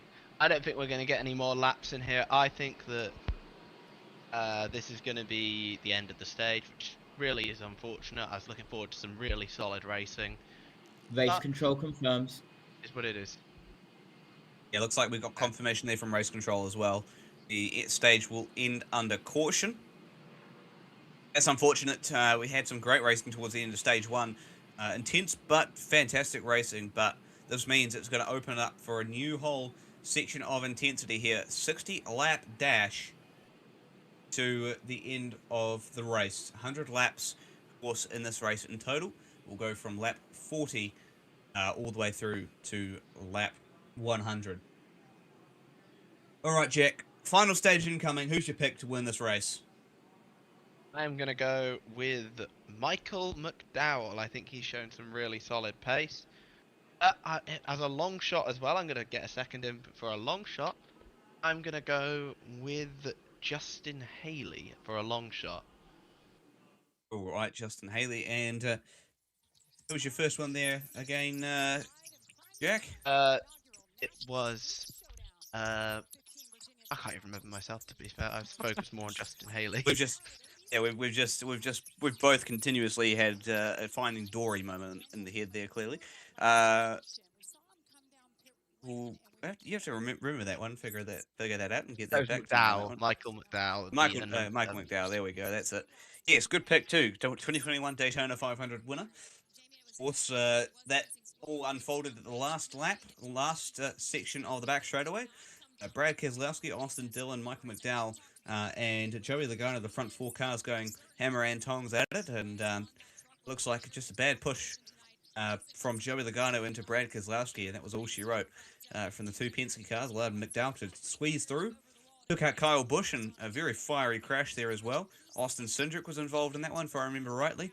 So, yep, it can all happen at Daytona, and certainly in the last lap. We've had many Daytona 500s determined on the final lap, including the last one here in 2025. We'll see if the Truck Series provide a similar background for us tonight.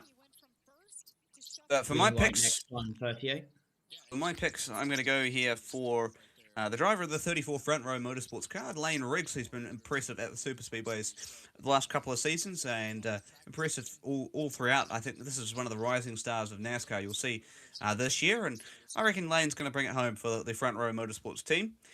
For a little bit of a dark horse pick, I would say keep your eye on Daniel Dye. Daniel at the very, very back of the field at the moment, but as we know through the NASCAR ranks, if you make it from the back to the front, it's entirely possible to get yourself a race win at Daytona. Not too far away from getting the race back underway here, Jack, and Yep, 60 to go, with Chandler Smith and Lane Riggs leading it. Carson Hocevar led early and then got shuffled to the back. What do we think? What are we thinking the strategy is going to be for some of these drivers, at least for the first 20 or 30 so laps? Hopefully the strategy, as is confirmed, I think Chandler Smith is your stage winner. Hopefully it's just keep it calm, but you can never trust the truck series with keeping it calm. Like, when you've got certain drivers who I won't name in the field, then you know there's a crash only coming around the corner. Yeah, it's certainly been a bit of an uneasy certain point of races for the truck series. Of course, on super speedways, we know, of course, a lot of rookies in the field, so understandably, a couple of drivers still getting their bearings straight. So not too far away from getting the race restarted. Still single file. I believe we'll probably be coming down pit road very, very shortly. Get all the necessary adjustments, fuel, tires, whatever you need. Get that all done. And looking through the field here, Jack, Daniel Hemrick 3 laps down. Both Tony Stewart and Jake Garcia, after that last wreck, both a lap down as well. Yeah, that's really unfortunate for Tony and Jake, and especially Dan. Just issues that realistically weren't his fault, and it's kind of ruined his race for now. Hopefully he's gonna be able to, maybe a few more cautions, get those laps back, and get back in it. I mean, who was it? It was Casey Mears yesterday in one of the duels. He was a lap down at one point. Got into the Daytona 500. I think he finished top 10. So being a lap down is not the end of the world. Yeah, it's when you're multiple laps down is where you tend to be at risk of the race being run and done. So Daniel Hemrick's got to really make up those laps pretty quickly. But with the truck, anything can happen. A couple of yellows, you may be back into it. So watch out. It's all on for young and old here. Tony Stewart back out there on the track. Great to see. Hopefully Tony will be able to run a solid remainder of this race. Looks like possibly coming down pit road this time. He is. So final adjustments for Tony Stewart. Oh, no. He's pulling it to the garage, it looks like here, Jack. Oh, no. Ah, that's frustrating for Tony. I was hoping Rambler would get all their trucks to the end. Tony Stewart said on the radio, quote, let me just scroll down, find the quote. Man, I can't even drive it. Apparently he also spun out under caution. Wow, what a shame. Yeah, Tony Stewart behind the wall now. Shame for Smoke. Race run and done for Tony Stewart. So that's two of some of the favourites for the fans watching out at home. Out already without even completing laps in the final stage. So Chandler Smith, our leader, a very uniquely painted fish-looking car there, Jack. Definitely one of the more unique trucks in the field, I have to say. Like when you've got schemes like the Menards one there, the front row truck, or Lane Riggs, but it's nice to see some of the more unique paint schemes, even if I think some of them are absolutely dreadful.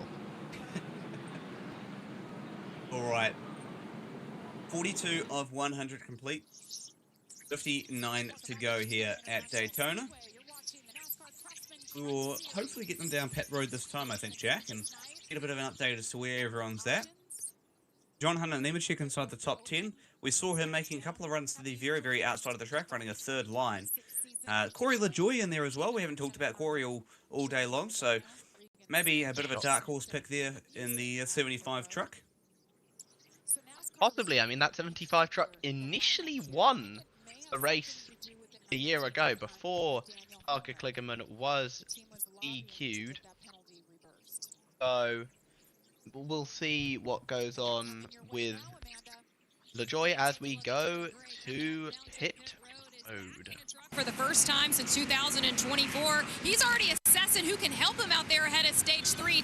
Wanted to sell the 62. Hey, I'm working good with John Hunter Nemechek. Pair me up with that guy. It'll be 4 tires for him, Josh, as we get ready for this last stage. Stage 2 winner Chandler Smith in that 38 truck. That truck has been a tick loose all night long. Made some adjustments. Last stop, more adjustments to tighten them up this time around. And for Ty Majeski, no adjustments, just 4 tires of fuel, Regan. Lane Riggs in the 34 truck, a little bit free when he was in the pack, but once he got out front, extremely loose, told the team he needs some help with that problem. All these drivers filling up with Sunoco race fuel with 0 carbon. All right. So, trucks out on track once again. Just come out of the pits after those adjustments. You heard from the team at Fox as to the status of some of those drivers.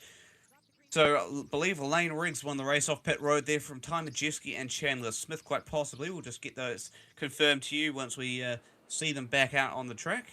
Looks like Travis Pastrana possibly stayed out there, as did Chris Wright and Minnie Tyrrell. A couple of other trucks in there as well. First truck off pit road, I believe, was possibly the 88 of Ty Majeski, but we'll get confirmation to you. So, Jack, coming up to the final stage here. Race probably going to run in total about just a little over 2 hours, 60 laps to go. And some accidents happened so far. A self-spin for Cletus McFarlane and a crash between Jake Garcia and Tony Stewart. Still waiting on the big one here at Daytona. Practically, it's inevitable, isn't it? Actually, in this specific series, it is inevitable within... I think it will happen with maybe like 3 to go. I think we're going to get the big one. And I wouldn't be able to call who causes it, though. I think that we're in a bit of a guessing game on who's going to cause it.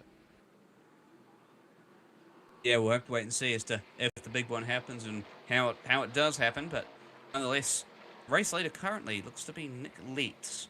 And then we go back to Ty Majeski and Ricky Stenhouse Jr., the top 3 cars at this stage.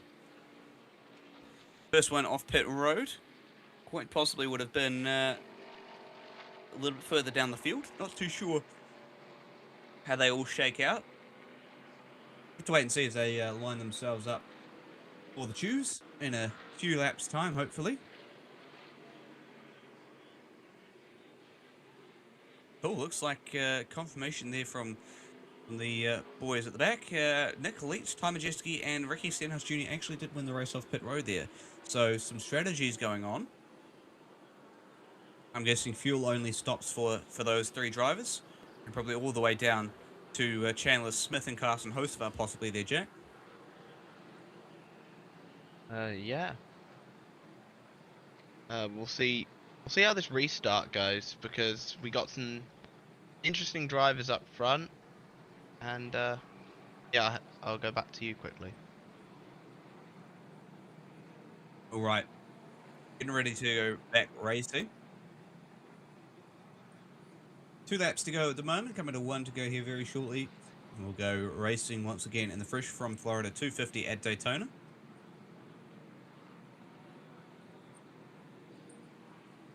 Been a interesting race of many proportions so far. 2 of the star-studded drivers out. Some very bold moves being taken through the field from some of the drivers, and nonetheless, a chaotic race without the big one happening just yet. Stage 3 about to get underway. Looking through some of the drivers inside the top 10 at the moment. Taylor Gray been running up the front end of the field most of the race so far, and Andres Perez de Lara, a pretty impressive performance from him so far. Had a bit of a shocking end to last year. Got caught up in a massive wreck out at Phoenix. Whacked very hard into the wall as the drivers go for the choose. Good to see Andres out there racing well there, Jack. Yeah. We got Stenhouse there with his Truck Series debut. So he's going to be in the second row. See how he gets on now. He's a bit closer to the front in that Nice truck. All the Nice trucks, by the way, tonight having a tribute font to Greg Biffle, who sadly, of course, passed away 2 months ago. Just genuinely tragic. But it's nice to see some teams paying tribute. And even though he didn't make the race, and even, I mean, he didn't make the race tonight, but I'll still mention him. Norm Benning also had a tribute scheme going. Why is Michael McDowell pulling off to the side of the track here? That's not good. Yeah, I wonder if he's been relegated to the back for a some sort of penalty here. End of the longest line, possibly. Going in for Michael McDowell, or that car is possibly having some sort of mechanical. We'll have to wait and see, get confirmation as they run. There goes McDowell, if you're watching on your screens. And Nick Light's the leader, though. Wow. Yeah, won the race off pit road with him and Majeski and Stenhouse. It'll be 55 to go at the line, 55 to go at the line. Yeah, I've got nothing on the on a potential penalty for McDowell, so I don't know what's gone on there. Well, we're going to go racing here at Daytona once again. Nick Leitz, Ty Majeski. Then we go back to LaJoy and Stenhouse. Some new names, some familiar faces at the front of the field for the final stage. The Fresh from Florida 250 at Daytona International Speedway. Final stage, about to get underway. Who's going to win the race and bring themselves home a trophy? All up for grabs. Up through the restart zone. Green flag flies, and we're back underway. Reasonably even starts out the front between Nick Leitz and Ty Majeski. Majeski on that inside line, going to get a big shove here very, very shortly from Lane Riggs to the back of Stenhouse to the back of Majeski as that outside line starts to break themselves apart a little bit. Big shot from the back of LaJoy to Nick Leitz on that outside line as they start to close themselves up again through the back straight away. It is still, as you were at the front, third line starting to form as they shuffle themselves around at the back of the field. Very lucky to escape any major contact as McDowell starts to find his way through the field. Has to back out of that one. Didn't have any opportunities to make some passes there as that outside line starts to drop back and that third line starting to form with Carson Hosevar leading it down through the front straight away one more time. It's Ty Majeski with the race lead once again. Big run coming from Tyler Ankrum to the back of Taylor Gray on the middle. So, Jack, this is starting to get interesting. There's some, again, they're running that third line. Wonder whether that's going to hold, though. We've seen that many, many times just really start to falter. They hold it for a number of laps, and they just sort of quit using it after a period of time. Oh, geez, guys, please let's not go 4 wide, guys. Please, let's not. Lads, please, no, you're not good enough for that. Oh, close racing from some of these drivers. Nick Leitz dropped all the way to the back of the pack, gets shuffled out, and as you were saying there, Jack, going 4 wide, and that's allowed the front pack of about 8 cars-ish to pull away from the field. Why are we going 4 wide? We've got nearly 50 laps to go. Come on, guys. Let's be a bit smarter than this. We got Hosevar, Nemechek, and Queen working together as Chandler Smith gets shuffled out. I'd also like to just mention something that Tony Stewart said on the radio. Crew Chief Alex Yont said, I hope he comes back. I hope you can come back and try it again one day. And he said, there's a good shot of that. So we might not be done with smoke just yet. One can pray. All right, we'll wait and see as the drivers continue to go wheel to wheel. And tongues at it between the front 2 lines. Corey LaJoy, the built 75 Chevrolet Silverado there on the outside line. Looking on the inside of John Hunter Nemechek. Really big breakaway on the inside line there, Jack. Not really able to make much move with make much happen on the outside with Nemechek and Hosevar. Just doesn't seem to be much momentum going on that outside line right now. Yeah, they're slowly getting that momentum back. You can see right now, look at Nemechek just being pushed by I'm trying to see what number that is. I think that is Hosevar in the IKEA sponsored truck of all things. And it is pushing him forward. But there's been a lot less wrecks than I expected. This is going No, quite you probably smooth jinxed so it, mate. far. Yeah, but it's been very smooth so far. Well, as you say, that they're starting to get three wide once again through the middle of the pack. Looks like Corey LaJoy, Brendan Queen, and quite possibly on the inside there, Taylor Gray. As they're starting to fan out all the way up to the very top side. Oh, big move up to the middle of the track. Looks like that from Christian Eckes to the back of the 91 truck of, the 99 of Ben Rhodes. Brendan Queen in there as well. Coming up to half race distance here, lap 50 of 100. On through halfway. Now, got another 50 laps to go here at Daytona. There goes Eckes going through the middle of the racetrack on the inside of Rhodes.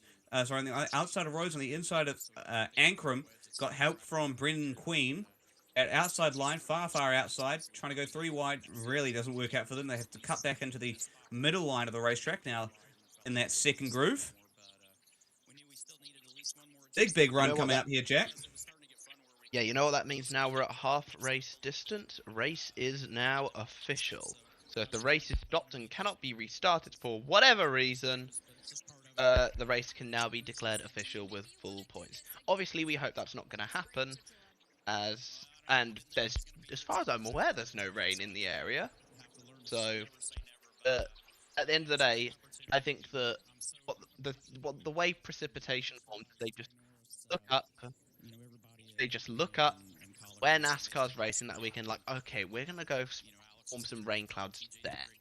Just there, nowhere else. Like, I remember when we went to Chicago about 3 years ago, it was in the midst of a drought, and it just started chucking it down with rain. Oh, let's hear from Smoke.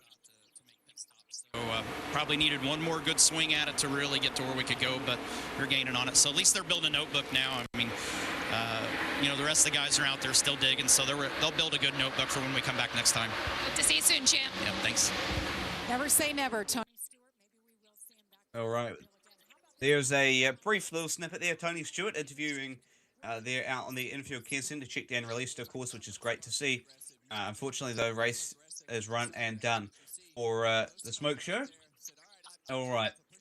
Back at the front, it is still all between the Cup Series drivers right now, Nemechek and Hocevar. But here comes Ty Majeski, the 2024 NASCAR Craftsman Truck Series champion. Looking to make his way down the bottom side of the racetrack. That outside line just has absolutely no help right now. They're sort of lined up about back to sort of 15th place. That's realistically it. Of course, remember, that's counting both the inside and outside lines. Fox goes to commercial. We'll stay with you. NASCAR Craftsman Truck Series racing from Daytona. Well, Jack, under halfway now with Hocevar, Majeski, the front two cars. Yeah, I mean, one thing I will absolutely praise Fox on, there's not a lot, trust me. I will praise their graphics that they've used, which we can't see, but I have been seeing them. I think the new graphics package that Fox is using is absolutely sensational and really, really good. Outside of that, though, not much to praise Fox on. And we've got our track audio back for some time. As Jake Garcia pulls off, getting lapped by the field here. Yeah, so right now the current leader, Carson Hocevar, a little bit hard to tell whether that's a Ram truck or a Spire Motorsports Chevrolet. I tell you what, similar sort of colours in the 77 truck, but I can tell you that's for sure a Best Buy IKEA sponsored car being pushed by John Hunter Nemechek in the 62 car for Halmar Friesen Racing. Ty Majeski on the bottom side of the racetrack with help from Brendan Queen, who's getting a big push from Ricky Stenhouse Jr. in the 45 truck for Nice Motorsports. Hocevar well and truly out to the lead right now. That truck has been bad fast all weekend, hasn't it?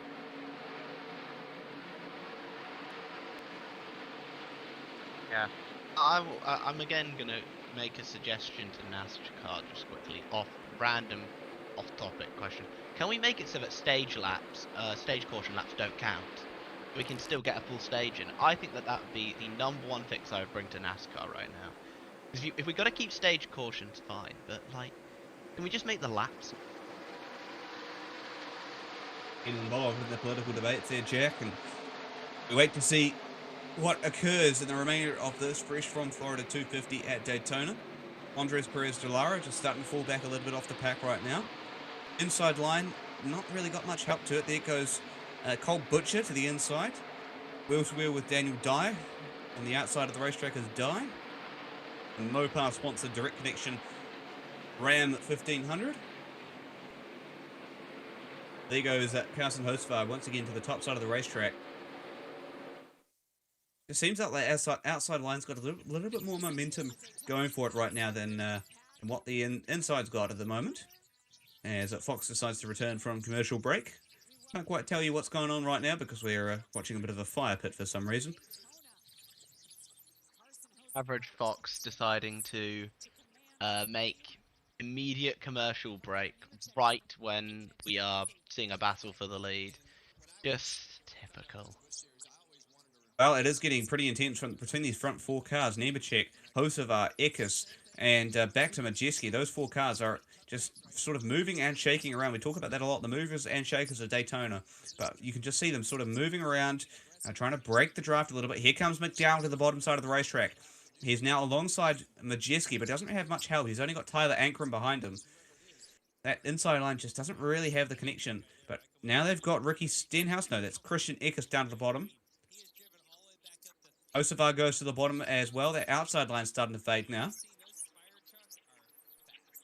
Down the back straight away again. Here comes McDowell. How the two Spire Motorsports cars looking to take control of the field once again. Big push coming from Nemechek to the back of Eckes. Christian Eckes to the lead. Carson Hocevar gets shuffled out. Possibly more recurring issues dropping through the pack. Goodness me. Oh. Wonder if he's got a left rear down. Possibly. There's some like damage. And he he's does. got a flat. Yeah, around he goes. Hocevar goes around down to turns 3 and 4. Man. Dominant car of the day. Goes around. Not too sure what happened there, Jack, but certainly... Yeah, he got a flat. Yeah, certainly got something... Picked up something on the track or had a little bit of contact there. Yeah, I thought I saw it. I thought I saw that the left rear went down. Because that's the only way it would explain it. But that really sucks for Carson. He was one of the dominant trucks tonight. And I want to know where the hell that flat tire came from, to be honest with you. I mean, out of nowhere. We'll see a couple of replays here, I'm sure. Let's have a look. See what happened here. So, we've got Hocevar out the front of the field. Big push coming from Nemechek to the back of Eckes. There's already something's already wrong there because Hocevar just drops like a rock. Yeah. So that's been a very shortly on track there, Jack. All the time just decided to go absolutely like that. I'm shocked by it. Shouting up to the truck field again. I feel like it's a notable thing that we might have a much better truck field than normal. Because somehow everyone avoided that. Absolutely incredible by the entire field. Well done, guys.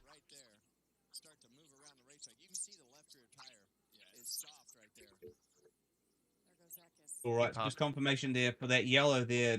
Pre-pass given to Daniel Hemrick, so one of the McAnally Hilgeman Racing entries.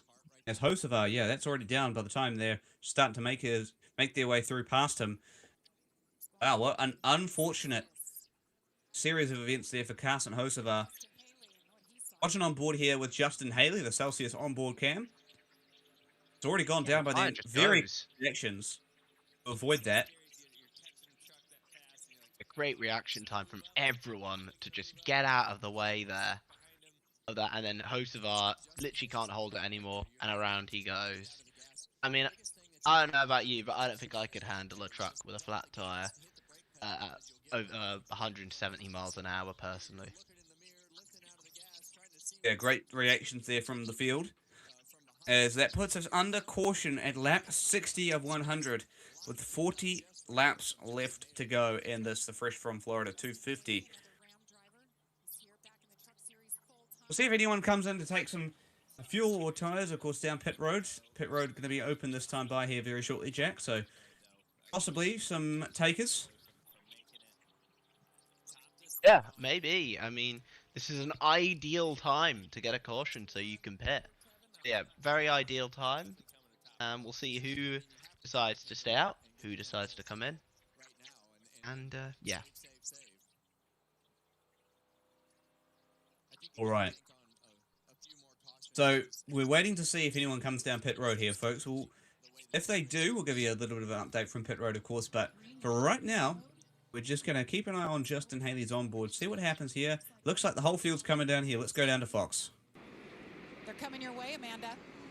Brennan Queen started this race 22nd all the way up into the 6th position. They just reminded him, do not slide your tires as you come into this pit box. Brennan's been radioing back to the team that I feel like this truck is dancy out there. His crew chief was telling him that we know that we're getting you comfortable out there on this truck as we make adjustments. But Brennan radioed back and said, I'm just feeling more comfortable and learning a ton. Josh? For Michael McDowell, a little trouble getting out of his pit stall there, but he wanted possibly a track bar adjustment, ultimately decided not to go with it and just go with fuel. John Hunter Nemechek was a little bit tight early in the race. Good right now on that run in the 91 at Christian Exis. Driving good. They just took fuel only.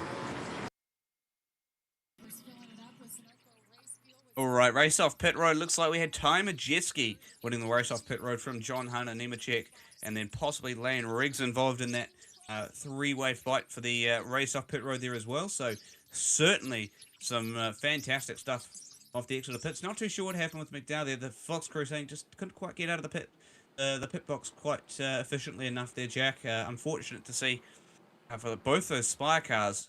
Man, they've had a wicked start to the race. Dominated most of the race so far between McDowell and Hocevar, and with Hocevar now practically a lap down, and McDowell with those issues off the pit box. That's could be game over. But for those two, do you think? Race winning chance, probably game over. Getting some points in though for the Owners' Championship? I would say no, probably not over just yet. All right, so should be Daniel Hemrick, another free pass position for him, so he should now be on the 1 lap down count. Looking a little bit further back, of course, Ty Majeski winning the race off pit road from John Hunter Nemechek. Looks like Travis Pastrana stayed out. So that could be very, very cool to see if Travis Pastrana is actually going to lead a NASCAR race here for a split second. Imagine that. How good would that be? Okay, a couple more trucks coming down pit road. Looks like we're going to get possibly some lap trucks in for more adjustments. Mini Tyrrell, one of those that's driving in there at the moment. More trucks just coming down pit road here. Mini Tyrrell and I think Carson Hocevar. Yeah, looks like it. Alright, Mini Tyrrell. Getting a 4-tire and fresh fuel stop. 62 of 100 laps are complete here at Daytona, under yellow, of course, for a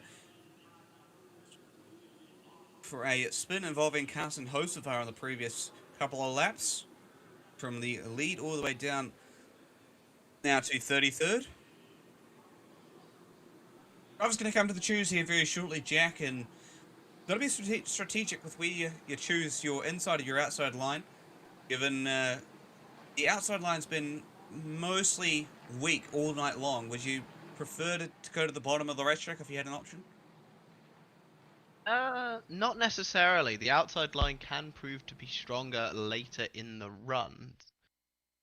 We'll see how it pans out. We'll probably go 3 wide again, though. Yeah, if you're just joining us, the trucks tend to run themselves 2 wide for the first 1.5 laps, and they bring up a third line that tends to go away after about 5 laps of running 3 wide. So keep your eye out.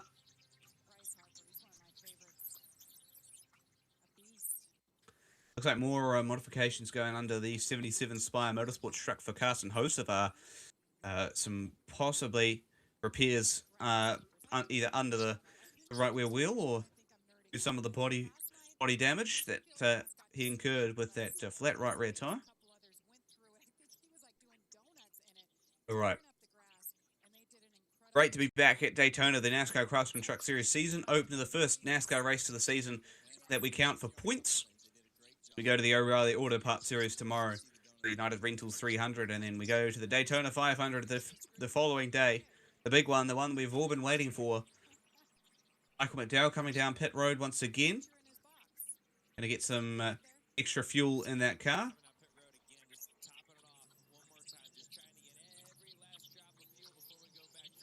McDowell just had a struggle on the pit cycle that last time by, so going to come down and get some fresh So fuel 37 laps. again.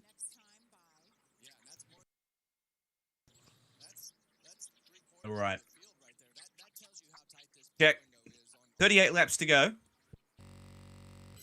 Not too far away from the restart now, so let's see. What do you think? Are we going to have a couple more fuel stops these last 38 laps, or do you think we're going to be able to run to the end here?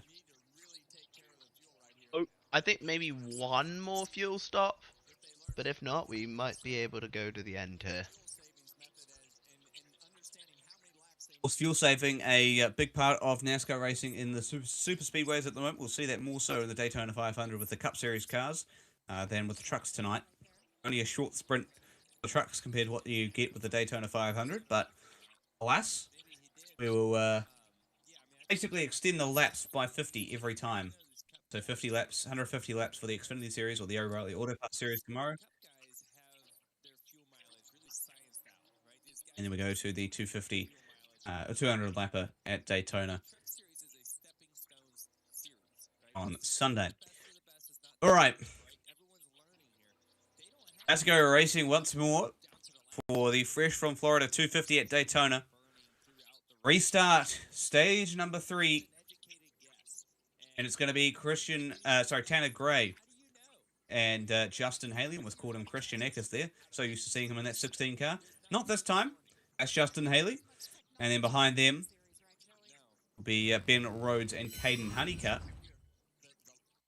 Coming through the restart zone to restart the NASCAR Craftsman Truck Series opener at Daytona. 63 laps complete, 38 to go. For the restart zone, green flag flies, and we're back underway at Daytona once again. Reasonably single file, of course, with the way the NASCAR officials determined they should restart. So it's the front 4 cars with a big breakaway over the rest of the field. Here comes a big move around the top side from John Hunter Nemechek. Nemechek had a look to try and push Lane Riggs, but had too much of a run to justify making that work. So go through 1 and 2 one more time. Nemechek trying to find his way through that third line of the racetrack right now. Some big moves coming on that far outside of the racetrack right now. John Hunter Nemechek leading that outside line. Not anymore. That's Tanner Gray taking over the race lead. Justin Haley starting to fall back. Corey LaJoie behind him. 3 wide behind them. A Ram sandwich for Caden Honeycutt there. 2 of the Ram trucks on the outside of Honeycutt, who's in the middle. Once again, 3 wide here, Jack. How long do we think this is going to last?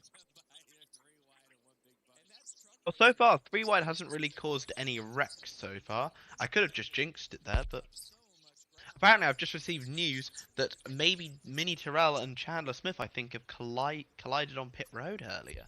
So that's not great. Lads, like, can we keep them crashing to the actual track, guys, and not the not pit road? Still going 3 wide through the middle part of the racetrack right now. It's Tanner Gray, John Hunter Nemechek, Giro Ruggiero. Then I almost said Matt Craft, and again, it's going to get me all season long. Ty Majeski and Justin Haley. Those cars were single file out. Haley now going to catch back up to the middle line as the outside line gains a lot of momentum right now. Tanner Gray leading the field. What a great way this would be for Tanner Gray to win his first NASCAR race. Imagine that. Been a while for Tanner Gray.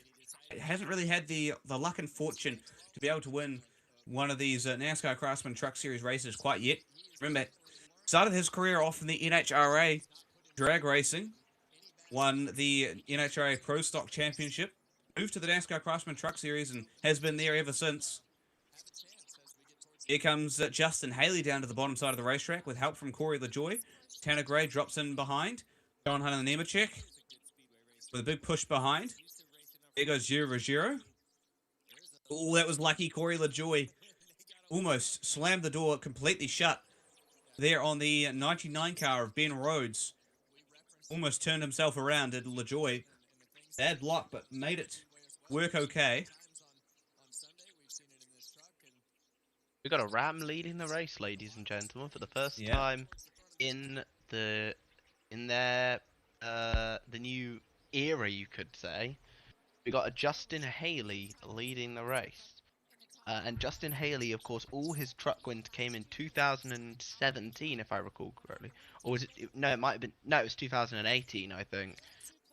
Two of those a bit lucky. I remember one of those happened at Canadian Tire, where Noah Gragson and Todd Gilliland were teammates at Kyle Busch, and they decided to crash right at the final corner and essentially gifted Haley the win. Yeah, Canadian Tire Motorsports Park, one of the infamous Truck Series motorsports parks. We've seen many last lap duels coming through there at the end. Justin Haley on board with him now. Lap 68 of 100. 32 left to go. So chopping through these laps very, very quickly right now. Be careful with Corey LaJoy right now. He's definitely throwing a few pretty risky blocks. Also, Hocevar apparently gave Travis Pastrana the horns as he went by, which Travis seemed to find amazing. Because Hocevar always loves hanging out with those types of people. Well, all right. Again, look at the single file between the front. Wow, let's count. How many of the cars is that? Probably at least between the front 11 cars, I'd have to say there, Jack. Front 11 cars all single file out. Then we go back 3 wide between a smaller pack of cars. We'll get back to the pack racing in a little bit, I reckon. I don't think this will last. It'll last for a bit, but not too long. I think we're just fuel saving a bit here. Yep, typical Daytona right now. Oh, look at those haircos. Is that Corey LaJoy? I think so. I think that is Corey LaJoy in the number 75 Chevrolet Silverado or Henderson Motorsports. I was wondering if they were going to run any more races this year, but it's good to see that team back on the grid. Even it surprised me of all people that it's Corey LaJoy being allowed to run, considering he is an RFK reserve driver. But considering he's a Ford reserve driver, bit running a Chevrolet, surprised me that manufacturer allegiance is actually allowed that. But hey, fair play at the very least. It's going somewhat well for him. Looking on board with Chandler Smith now is closely following Hayden Honeycutt, the 11 car. Of course, taking that car over from Corey Heim. Corey Heim, of course, we talked about it before in the broadcast, moving up to Cup Series part-time this season after dominating the Truck Series last year. There goes Chandler going to the bottom side of the racetrack. Big run coming from Chandler to the back of Carson Hocevar, who is 1 lap down and in this pack. So that 77 truck looks to be very, very quick still, Jack, but not quite on the pace. Slow. We do. I think he might have a flat here. That is Grant Enfinger, who might have a flat or an issue. That's really unfortunate for him. And he's going to go down. I thought he was going to spin it out for a second there. Bring out a caution.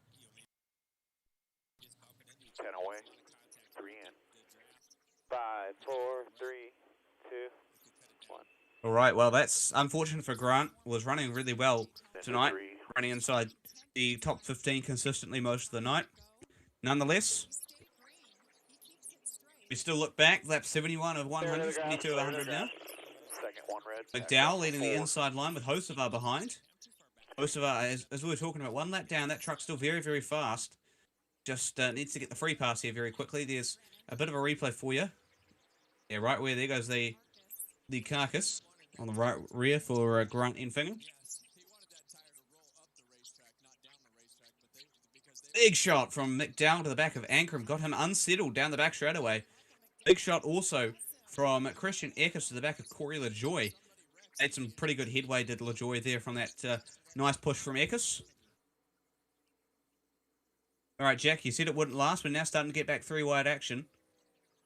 Yeah. We are getting back to the NASCAR I love. And I love going 3 wide. I don't care if people don't like plate racing. Seeing trucks go 3 wide like this is just incredible. Yeah, it looked like, by the way, it did look like Brock Grant blew a tyre, which is really unfortunate of him. He had a season He had a decent season last year, but nowhere near the seasons he's had before. Hoping to get back and get some wins. Is that a lapped truck there? I think that is Jason White. Get out the way, mate! Jason. Contact Tyler Ankrum and Absolute Lane idiot. Riggs. Very lucky to avoid crashing to the whole field there from that contact with Ankrum and Riggs. Man. What the hell was that? Almost, that was like a Kevin LePage type deal there. Goodness me. Yeah, well, there was no LePaging of the field this time, I can assure you of that. Another flat tire, this one for Jason Kitzmiller. Left rear down. Ah, no. Yeah, one of the debutants here, completely off the pace. That's really unfortunate for Jason. Schedule, I think.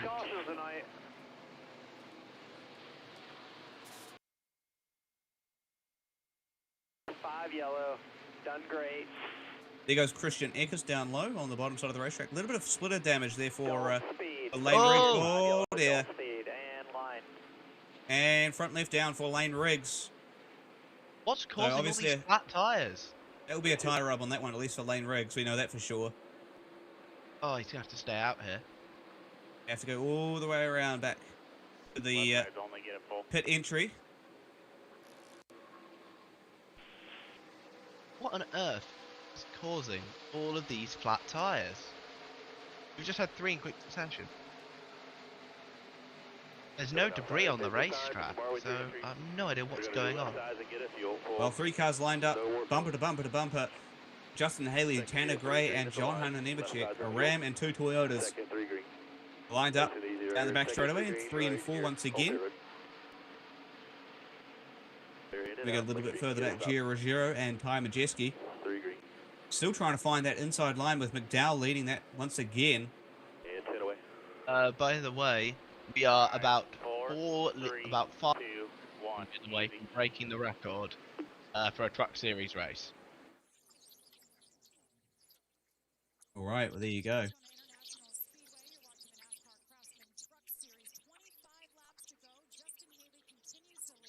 There goes Lane Riggs into the pit area now. Jack, we had a bit of news on Jason Kitzmiller. Do you want to tell us about it? Yeah, apparently he had a spin as well in turn 4, but it did not cause a caution as it was away from the rest of the pack, so we stay green. But that is likely Lane Riggs' night, or at least chance at a Daytona win, done again for another year. Really, really disappointed to... Oh no, maybe he'll get to run the O'Reilly Auto Parts Series race. What on earth was Jason White doing here? Nearly caused a massive accident. Yeah, sort of came up the track into Tyler Ankrum. That forced Ankrum into the side of Riggs, and that's what cut down the tyre for Lane Riggs. Man. That's not acceptable at all, I'm sorry, but... I like Jason, I think he's a solid super speedway racer, but I have no idea what on earth. And there's Lane Riggs. You can see the tyre just goes and then bang into the wall. Not too much damage. I think there'll be some damage to the splitter, but that's his chance at a win over. Yeah, there goes my pick.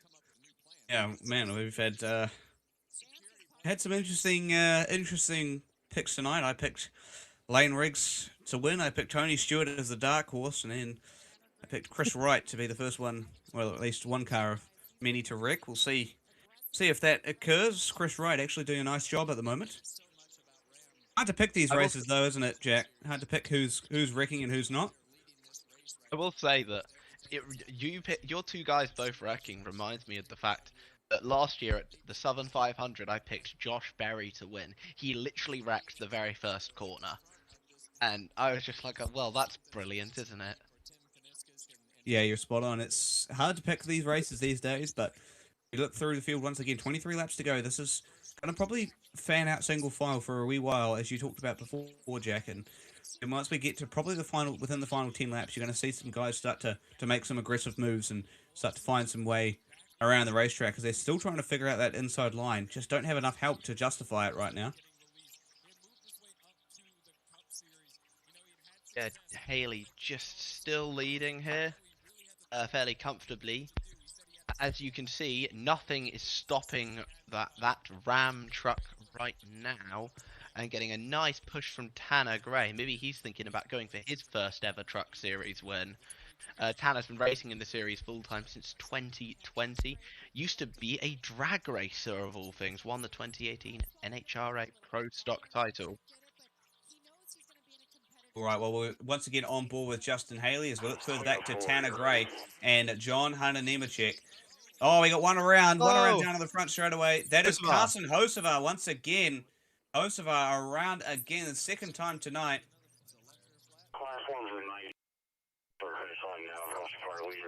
Another tire down left again. rear down. Yeah.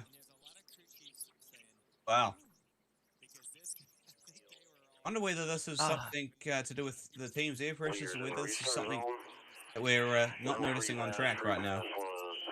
Yeah, NASCAR. The front stretch and the back stretch are both clear, so there's no debris out there unless it's something they've somehow missed. But yeah, let's just hope that Hocevar maybe does a little bit better tomorrow in the O'Reilly Auto Parts race. He's running the 42 car for Young's Motorsports, who, for the first time in a long time, are not running in the Truck Series this year. Well, great news for Grant Enfinger after, unfortunately, that incident he had earlier. He'll be the one to get the free pass, I believe. First one lap down.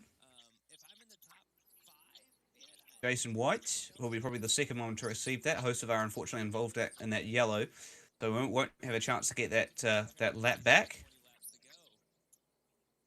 Still only two retirees from this race, Tony Stewart and Cletus McFarland. Let's have a look at this again. Hocevar. Talk us through it, Jack. Yeah, here we go. Hocevar gets a little bit looser. I think he just blows another tyre. Yeah, tyre's gone down again. I'm trying not to be too cynical there, but I don't know if that entirely looked like an accidental spin, but that's my bias creeping in, because I know Hocevar's done that type of thing before. Nah, you know, I'll take that back. I don't think he's done that. I'll take that back. He's done it twice before, so I know he's not above spinning himself out on purpose. It does look like that left rear is down. It is, yeah. Can confirm. Do you want to hear an interesting stat real quick that I just found? Let's hear it.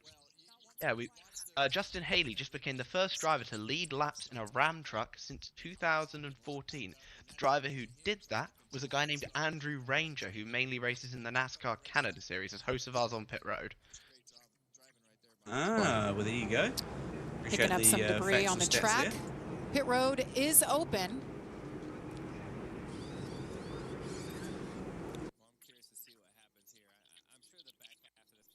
So we'll see if there's any takers down to pit road this time, Jack, and looks like possibly a couple. We'll hand it down to Fox, get them to take it through with us if we get a couple down. Nope, they're all faking it. Cheeky. Couple down at the back of the field, but likely not going to be chatting about those tonight. Trying to figure out, we got Corey LaJoy in there, Dawson Sutton, Ben Rhodes. What else we got in there? Tyler Ankrum, possibly. So certainly a good amount of cars coming down pit road. Not too many, but certainly enough to shake up the strategy a little bit. There's Ankrum.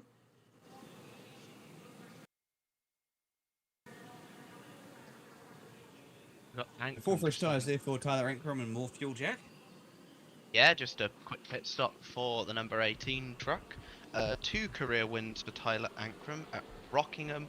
The first race back at Rockingham for the Truck Series, and the last race at Kentucky for the Truck Series. Two very odd places to get your wins, especially if Kentucky isn't on the schedule anymore. And from what I'm hearing about Kentucky, doesn't sound like it's coming back anytime soon. The track is clear, by the way. All right, coming down to the final couple of laps. We've done 81 laps, got 19 to go now. Well, my pick is pretty much out of this one. 3 laps down, Lane Riggs. So that's unfortunate. I don't think I'm going to be getting any points this week, but that's okay. First of all, getting more repairs done to the 77 truck for Aspire Motorsports. Some of the drivers throughout the field at the moment, John Hunt, Nemechek, Tanner Gray, Justin Haley, those three were leading the outside lines to the file for those many, many laps, and possibly got a good chance of winning this race. John Hunt and Nemechek. Been a wee while since we last seen him in the truck series. I think the last time we actually saw him might have been with his campaign with Kyle Busch Motorsports all those years ago. Tanner Gray, been competing for Tricon Garage ever since their existence began, and running reasonably well. Hasn't had the best of luck as we've talked about, and hasn't really been able to put some runs together, but we'll see how he goes this season. But a great start to the season for him tonight. Spencer Boyd up inside the top 20. Haven't talked about Spencer all night. Got one career win to his credit, I believe, out at Talladega. And Frankie Muniz also inside the top 10, top 20. Yeah, Spencer got his one career victory. He didn't finish first on track, though. He finished second on track. It was after the original winner, Johnny Sauter, was penalised for blocking Riley Herbst below the yellow line, which you are not allowed to do. He forced him below the yellow, forcing Riley to back off. They penalised him for it and gave Spencer Boyd and Young's Motorsports their first ever win. Of course, they had one after that only a couple of years later with Tate Fogelman at Talladega, didn't they, too? Yes, he's currently running full-time in the Cars Tour, apparently, this year, for his own race team, so really, really happy to see him.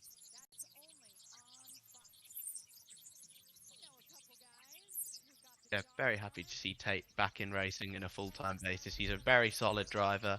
He kind of dumped Nemechek for that win, I won't lie, but no, it was very happy to see him back in racing, and I always advise people, keep track of your local short track. You might be seeing the next NASCAR star coming up. Well, we've seen that many times, haven't we? We talked about it with Connor Zilic, where he actually didn't really go through short tracks. It was more MX5s at Martinsville, was the closest he came to that. But we've talked about it with people like Caden Honeycutt, Corey Heim, Brendan Queen, another one that's come out of the short track ranks. I'm a Majeski.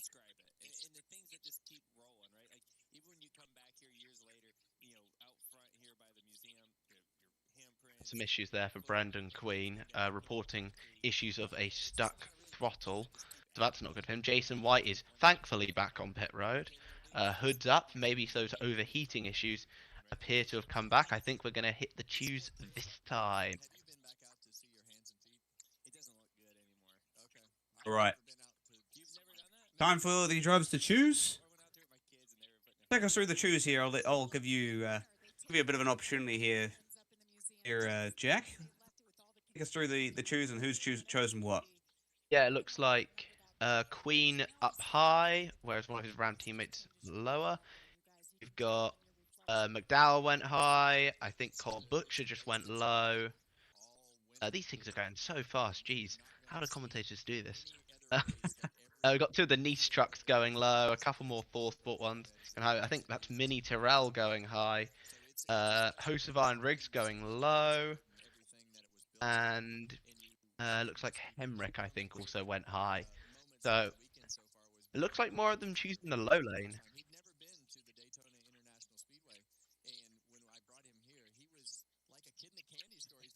All right. Obviously, NASCAR reminding all the drivers, no locking bumpers. That is not allowed since they banned tandem drafting in the 2010s. Although I will admit it was a pretty cool phenomenon. All right, let's see how this goes here. Coming down the back straight away. Gonna bring it to 16 laps to go in the Fresh from Florida 250 at Daytona International Speedway. Let's see if we can get a clean run to the finish in. Looking on screen, Travis Pastrana alongside Christian Eckes. Right now around the 20th position, those two drivers. So, Justin Haley, Tanner Gray, John Hunter, Nemechek going to lead us to green. Some really unfortunate news to report about Travis, by the way, just now. Reportedly, on the radio, he said he really has to pee. That's not exactly the best thing to happen when you're stuck in a race car at 150 miles an hour. Well, good news for Travis. He's only got 16 laps to finish, and then he can go do all his business in his whatever he uses. All right, 16 laps to go here. The Fresh from Florida 250. Tanner Gray, Justin Haley going to lead us to the green flag to start us off once again in stage 3. He's going to bring it home with a checkered flag through the green flag, through the restart zone. Green flag flies, and we're back underway.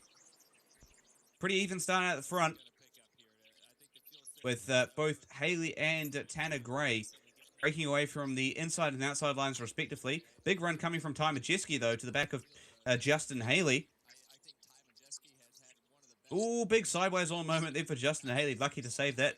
Almost got pushed into the wall by Majeski. Big run coming from Brendan Queen as well at the back of Majeski. 3 wide behind them. It's starting to get a third lane now going. I believe that's Stewart Friesen. The top side of the racetrack doesn't seem to be quite working out for him. Outside line started to lose all their energy. Tanner Gray still with the race lead right now. Then we go back to John Hunter Nemechek, Giro Ruggiero, and then we go back to Justin Haley. So 2 cars single file, then we go back 2 by 2. Being reported, by the way, that Jason White has received a pass-through penalty being too fast on pit road.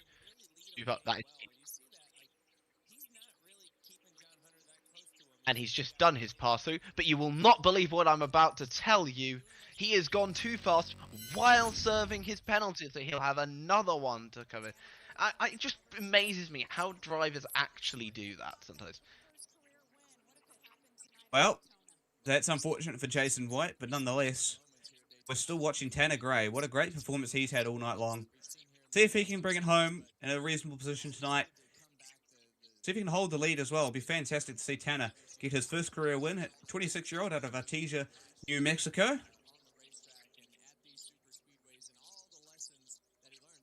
And looking a little bit further back, Justin Haley on the outside line. Got help from Ty Majeski and Brendan Queen, as well as Stewart Friesen.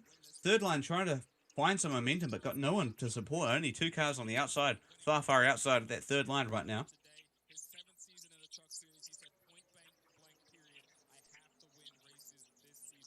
Done a great lead 5 laps tonight so far. Sorry, Jack, go ahead.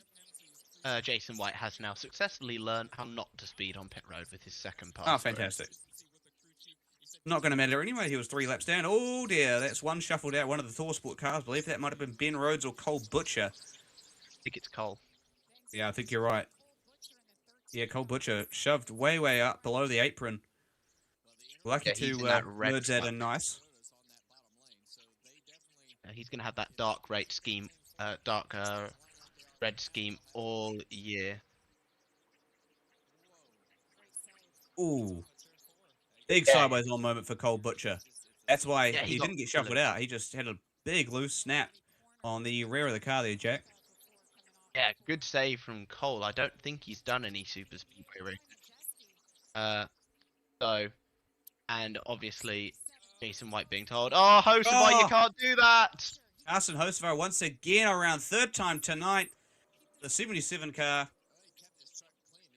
No caution for that. He's got it. He's kept it going. And we're at a very random camera angle. Thanks, Fox. So Hosevar, 3rd spin of the night tonight. Not too sure what's going on with that 77 truck, but he's been all over the show in the last couple of laps. Nonetheless, Tanner Gray still leaves them out from John Hunter Nemechek, then Giro Ruggiero and Taylor Gray. It's an all Toyota 1, 2, 3, 4 right now. First Ford and Chandler Smith in 5th. Yeah. Hosevar says, "I don't know if we have any tires left." To me, it looked like he just shot down on the nose of Butcher there without really knowing he was there. And he did well, though, to keep it off the wall, but he's absolutely killed his tires. And if you want to know what's going on with the 77 truck, well, it's got Carson Hosevar behind the wheel. Well, it's still all the Toyotas at the front. 2 of them being 3 of them being from Tricon Garage, 1 of them from Halmar Friesen Racing. Caden Honeycutt up there as well, so almost all of the Tricon Garage cars, barring Nick Leitz, are up inside that top 6 group. Taylor Gray. Tanner Gray still leading. Look at this. Here comes a big run. It's Christian Eckes on the bottom side of the racetrack. Got support from Brendan Queen and Michael McDowell with Nick Leitz into support. That shuffled Caden Honeycutt all the way back. Nick Leitz remaining on the very bottom of the racetrack on his own. 2 wide now once again with 10 laps to go.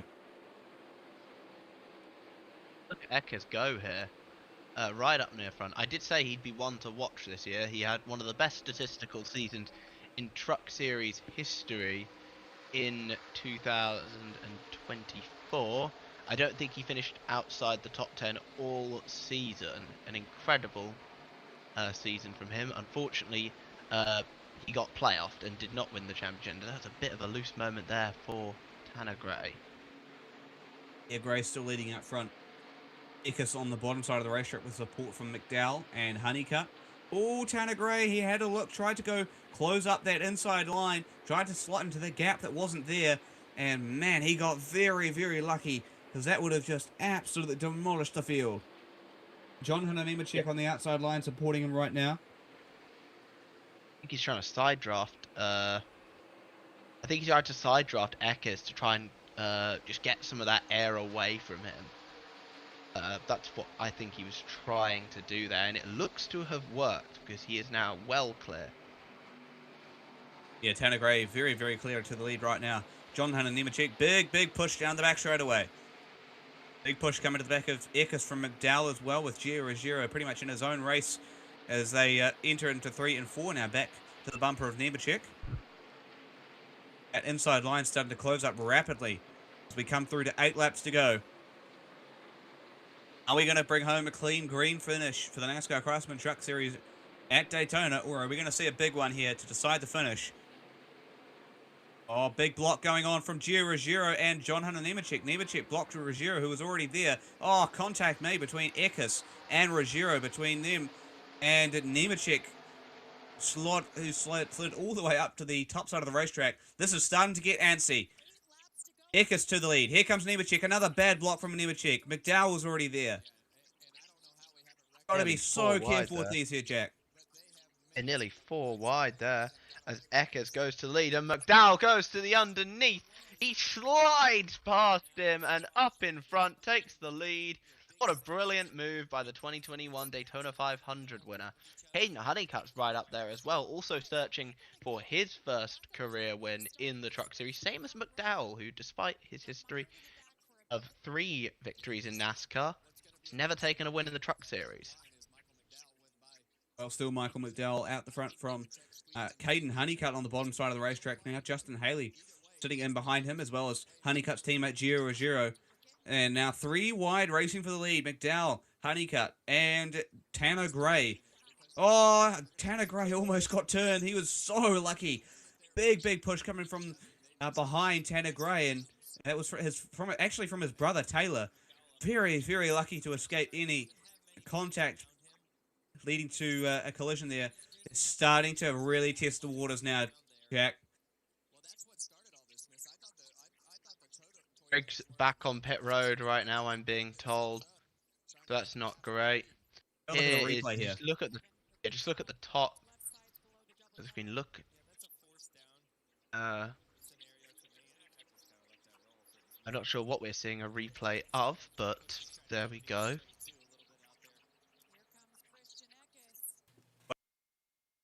Intense finale to the final 5 laps here of the NASCAR Craftsman Truck Series, fresh from Florida 250 at Daytona. They're really starting to go hammer and tongs at it through the whole field for this race win. It is currently led by Michael McDowell, running part-time for Spire Motorsports, full-time in the NASCAR Cup Series, of course.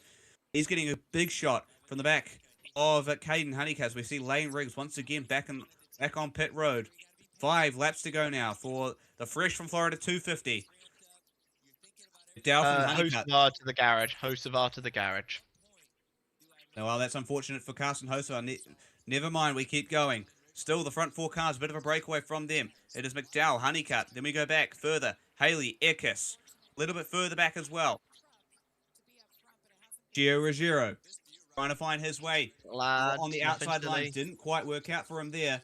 Christian Eckes was already there on the bottom side of the racetrack, on the top side of the racetrack, I should say. Again, they're still going 2 wide, 2 by 2.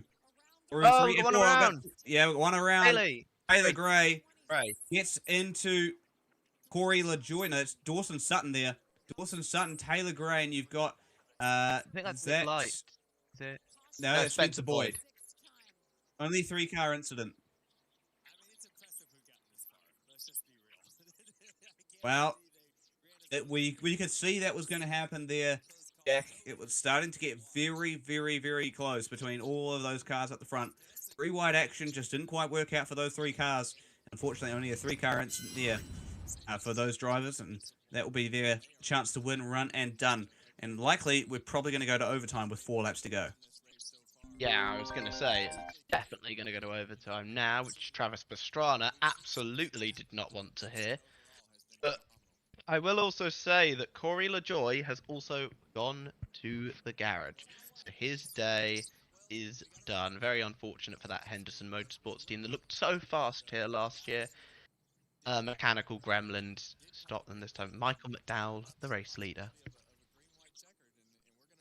Yeah, well, that's certainly been a interesting talking point all race long. Had some fantastic drivers in this race today, and unfortunately most of them, it's all run and done. LaJoy, Hocevar, Stewart, and Mitchell, the 3 out so far. So we're hoping we can get to the finish clean and green with 3 laps to go. If they can re-rack them and stack them in the next lap, I'm sure we'll go back to green flag conditions, but I don't think we're going to do that. I think we're going to be heading to overtime, which means only one thing, Jack. It's going to get intense and very, very difficult to control your race car, because you're going to be in a headspace of, I want to win this race, but I also don't really care about the cars around me. Well, Truck Series gonna Truck Series is what I'm gonna say right here. We are heading to overtime here. The free pass will be the 19 of Daniel Hemrick. I think that puts him on the lead lap now, actually. No, he's still 2 laps down, so he'll be 1 lap down now. Yep, he needs 1 more caution, and then he's safe. But yeah, unfortunately, that's been a real tough night for Daniel Hemrick. Let's look at this again. Just looking through the back half of this pack. Oh, just off the bumper of one of the Ram trucks, possibly there. Didn't quite see who that was. I think it was Majeski or Smith. I can't Yeah, tell might because have they been both the Majeski. exact same color of No, it was green Majeski. flashy. Majeski. Yeah, bad push. Yeah, Majeski just gets to the left-hand side of the bumper of Taylor Gray. That gets him into Dawson Sutton. And Minnie Terrell just will to the do. wall a little bit there as well, as you said. And Spencer Boyd, just an innocent party in that. What a shame. Yeah. Shame for Taylor Gray. Still looking for his first series win. We're going to go green, I think, very shortly, though.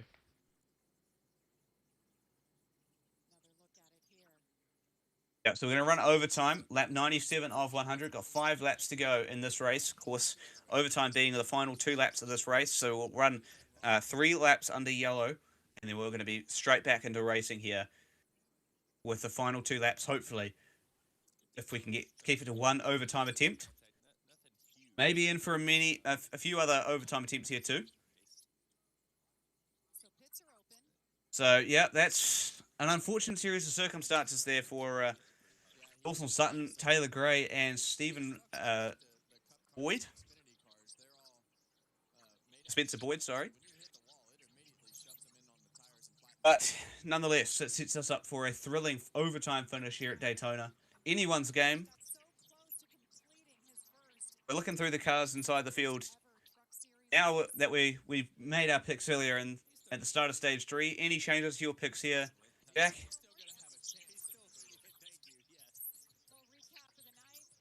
I'm really excited to see what we got for overtime. I'm hoping we can get some really good racing for the remaining 2 laps.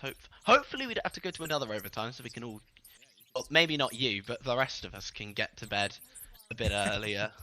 I mean, what time is it for you right now, actually? Currently almost 4 o'clock in the afternoon. Oh, you can get an early nap in then, maybe. Yeah, exactly. Yeah, well, it's been an unfortunate series of incidents. If you're watching our coverage and listening to the commentary, you can tell there's been a couple of incidents throughout the race so far. We've had about a couple of cautions for collisions, mostly for a couple of tyres going down. 3 cautions for Carson Hocevar tonight. Well, 2 cautions for Carson Hocevar tonight. 3 spins for him tonight. Not too sure what's going on there with that 77 truck. It's been a pretty tricky night for that organization. But they've got a chance to win it with Michael McDowell. But you never know. Spire Motorsports may come away with a win here tonight.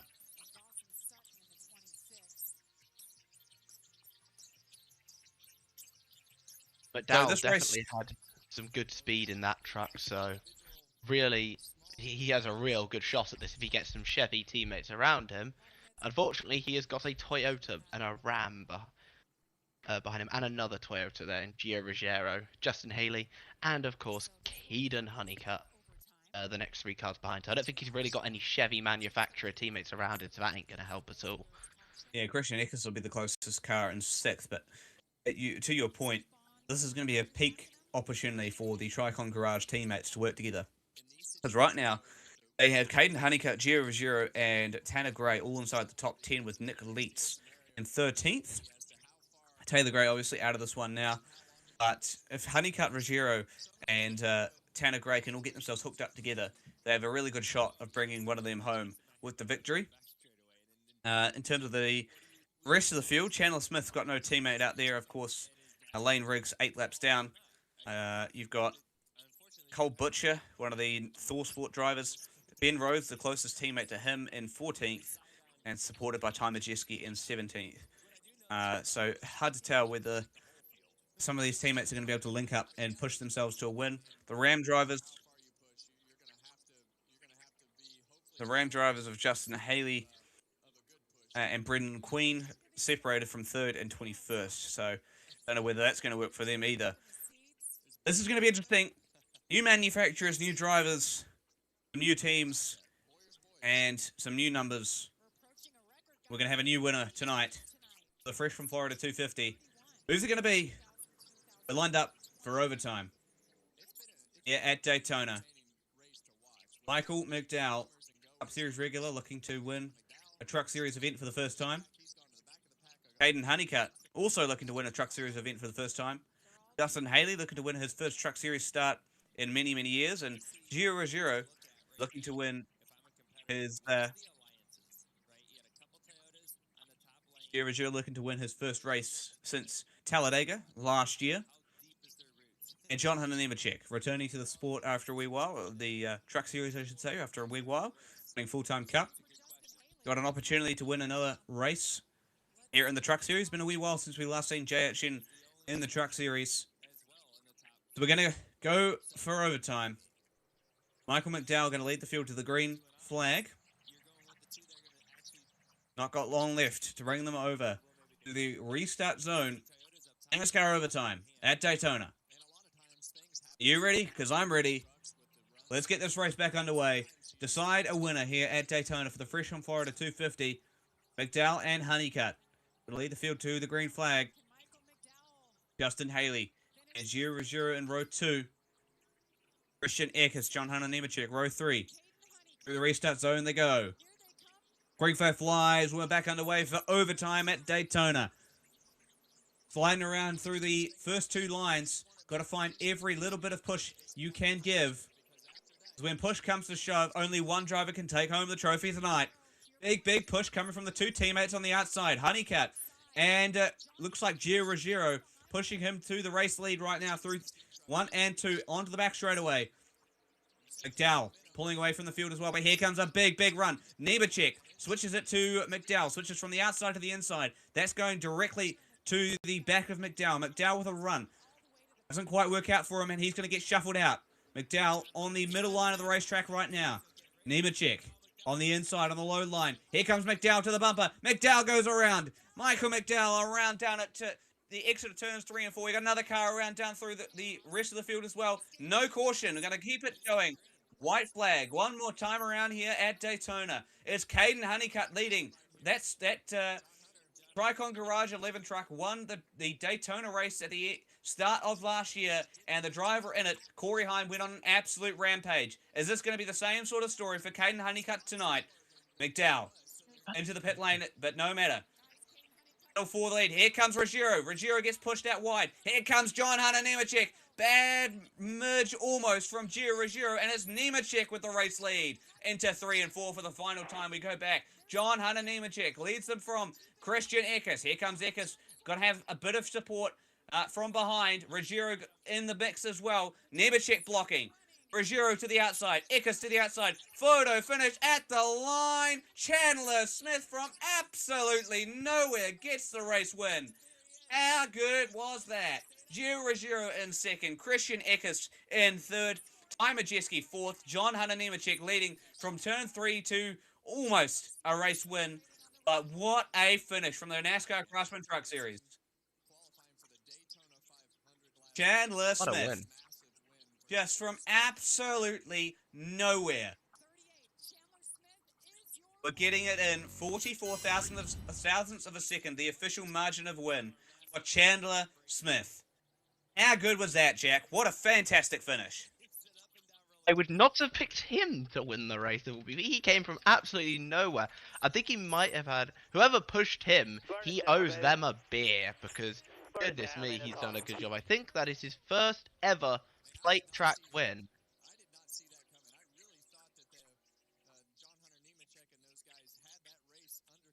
Wow. What a thrilling finish. The Fresh from Florida 250. Gio Ruggiero, Christian Eckes, John Hunter Nemechek, they all had a chance to win it. But it was a fantastic push on the very bottom of the racetrack from Chandler Smith. Well, not from Chandler, but at least involving Chandler, who got all the help he needed. He has burnouts on the front straightaway. And it's your winner. The 2026 Fresh from Florida 250 at Daytona, Chandler Smith and the Front Row Motorsports 38 team. Headed down to Fox. Yes, Joey, Kevin, when you burn out and you turn around and your whole team is there to celebrate with you. Yeah, and we had all the hype about all the stars in the race, all the new things that were happening. And what do we see? Cup drivers in the field, and we have a Truck Series regular going to victory lane here at Daytona.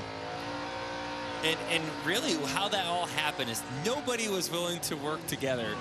Right? Everybody, as soon as they had a run, they took it. Had a run, they took it. And so it just ended up in this big ball of cars, really. There's no organization. There was no teamwork there at the end. And it really started off at turn 4 when Michael McDowell tried to make that aggressive move and wound up sideways. It kind of broke that pack up as we came to the white flag. 32 lead changes tonight, guys. That is a Truck Series record for the most here at Daytona. Let's see how it all shook down. Right there on the bottom. Smith. Look at that green truck. That's Chandler Smith. And Ty Majeski puts him in a position, but you see Gio have some contact with John Hunter right there, but Eckes has the back bumper of John Hunter Nemechek, and right here you wouldn't think that Chandler Smith is going to win the race, but a little more contact with the 17 and the 91. John Hunter comes down the racetrack to block. And right there to say nobody's saying they're going to push each other, all get up the racetrack, lose their momentum, and boom. They're just they all got out of his way. Thank you. The seas parted, and he just drove right past them. Didn't see him coming, did they? No, they were worried about the trucks on the outside of him, and ultimately Chandler Smith snuck up on him on the inside, never broke his momentum, and had a great push from Ty Majeski to win the race. Sneaky win. Chandler Smith, 6th place going into turn 3 to victory. That's what it's all about. Let's go, brother! Yes!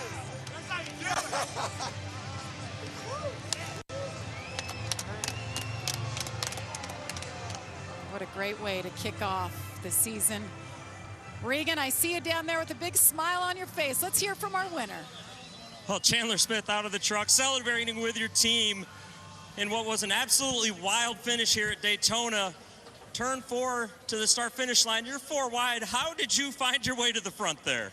First off, I want to shout out all glory to God. Without him, this race team, none of this would be possible. And I am super, super grateful that I serve such a loving God that blessed me with such a good group of men and women around me at Front Row Motorsports. Ty Majeski, debatably one of my best Ford teammates I've ever worked with. He is all credit to how we just won that race, truthfully. He stayed committed to it forward, and pushed a blue oval to a win. So have some people back at home that's struggling a little bit. Rory Smith, buddy. I know that we talked about, maybe making it to the Daytona 500, but hopefully this does a little better justice for you. So just really happy we got Trophy Catch on here. This was our first ever NASCAR race, and was debating on if they were going to do more. So hopefully those guys, I know they're just raising Cain up in the stands right now. They're having a great time. Just super, super grateful for everybody on this number 38 Ford F-150 group. We made some changes on the off season. I felt like last year, everybody for the most part knows how this 38 group came together last year, but we built on it and made this group so much better for this year, and I'm so excited for 2026. Take me back to the start-finish line as you're coming up 4 wide there, and the bottom opens up. What is going through your mind when that happens and you can see the checkered flag? I was surprised the 62 didn't block it. The C's literally just parted, and the 88 stayed committed to me, and like I said, thank you, Ty Majeski. Definitely got to owe you one on that one. Chandler Smith, your winner in Daytona. Hey, wow, fantastic racing here at Daytona International Speedway. The Fresh from Florida 250, all done and dusted after a brief overtime period there. Wow, fantastic to see a fantastic underdog as well. Chandler Smith, we know him as one of the top guys, but technically, we'll call him an underdog for tonight. Confirming those results for you then, Chandler Smith brings home the win from Giovanni Ruggiero, and then we go back to Christian Eckes in third. Ty Majeski brings it home in fourth, and John Hunter Nemechek in fifth. Ricky Stenhouse Jr., after being in the back for many, many laps, finishes in sixth. Brendan Queen in seventh. Caden Honeycutt eighth. Tyler Ankrum in ninth. And Stuart Friesen rounding up the top 10. Looking through the rest of the field just to quickly get you the top 20. Nick Leitz, Ben Rhodes, Andres Perez de Lara, Cole Butcher, Travis Pastrana, Frankie Muniz, Daniel Dye, Clay Greenfield, what a great finish for Clay, Minnie Terrell, and Josh Rayum round out the top 20. Wow, Jack, what a fantastic finish we just witnessed, and a great NASCAR Craftsman Truck Series. And a great race, but a great way to start the season too. Oh yeah, no, fantastic race. That was one of the better Daytona races that I have watched in recent years. That is absolutely phenomenal stuff. What an unbelievable finish. Great for Chandler Smith to get that win, but I think a lot of the credit has to go to the guy who pushed him, which was Ty Majeski, the guy I kept confusing him for. Ty Majeski basically won that race for Chandler, gave him the push, didn't try and go for it himself. Fantastic win, and what a way for us to start the season. Well, my thanks for you all joining us here on JB Motorsports Live. Big thanks to all of you watching at home and on USN as well. My name's Josh Henderson. Thanks very much for joining us on this broadcast. Can't wait to see you guys at the next race for the NASCAR Craftsman Truck Series at Atlanta. And, of course, we'll have more coverage, NASCAR coverage for you at Daytona this weekend with the O'Reilly Auto Parts Series tomorrow and then at the Daytona 500 on Sunday. We'll see you then.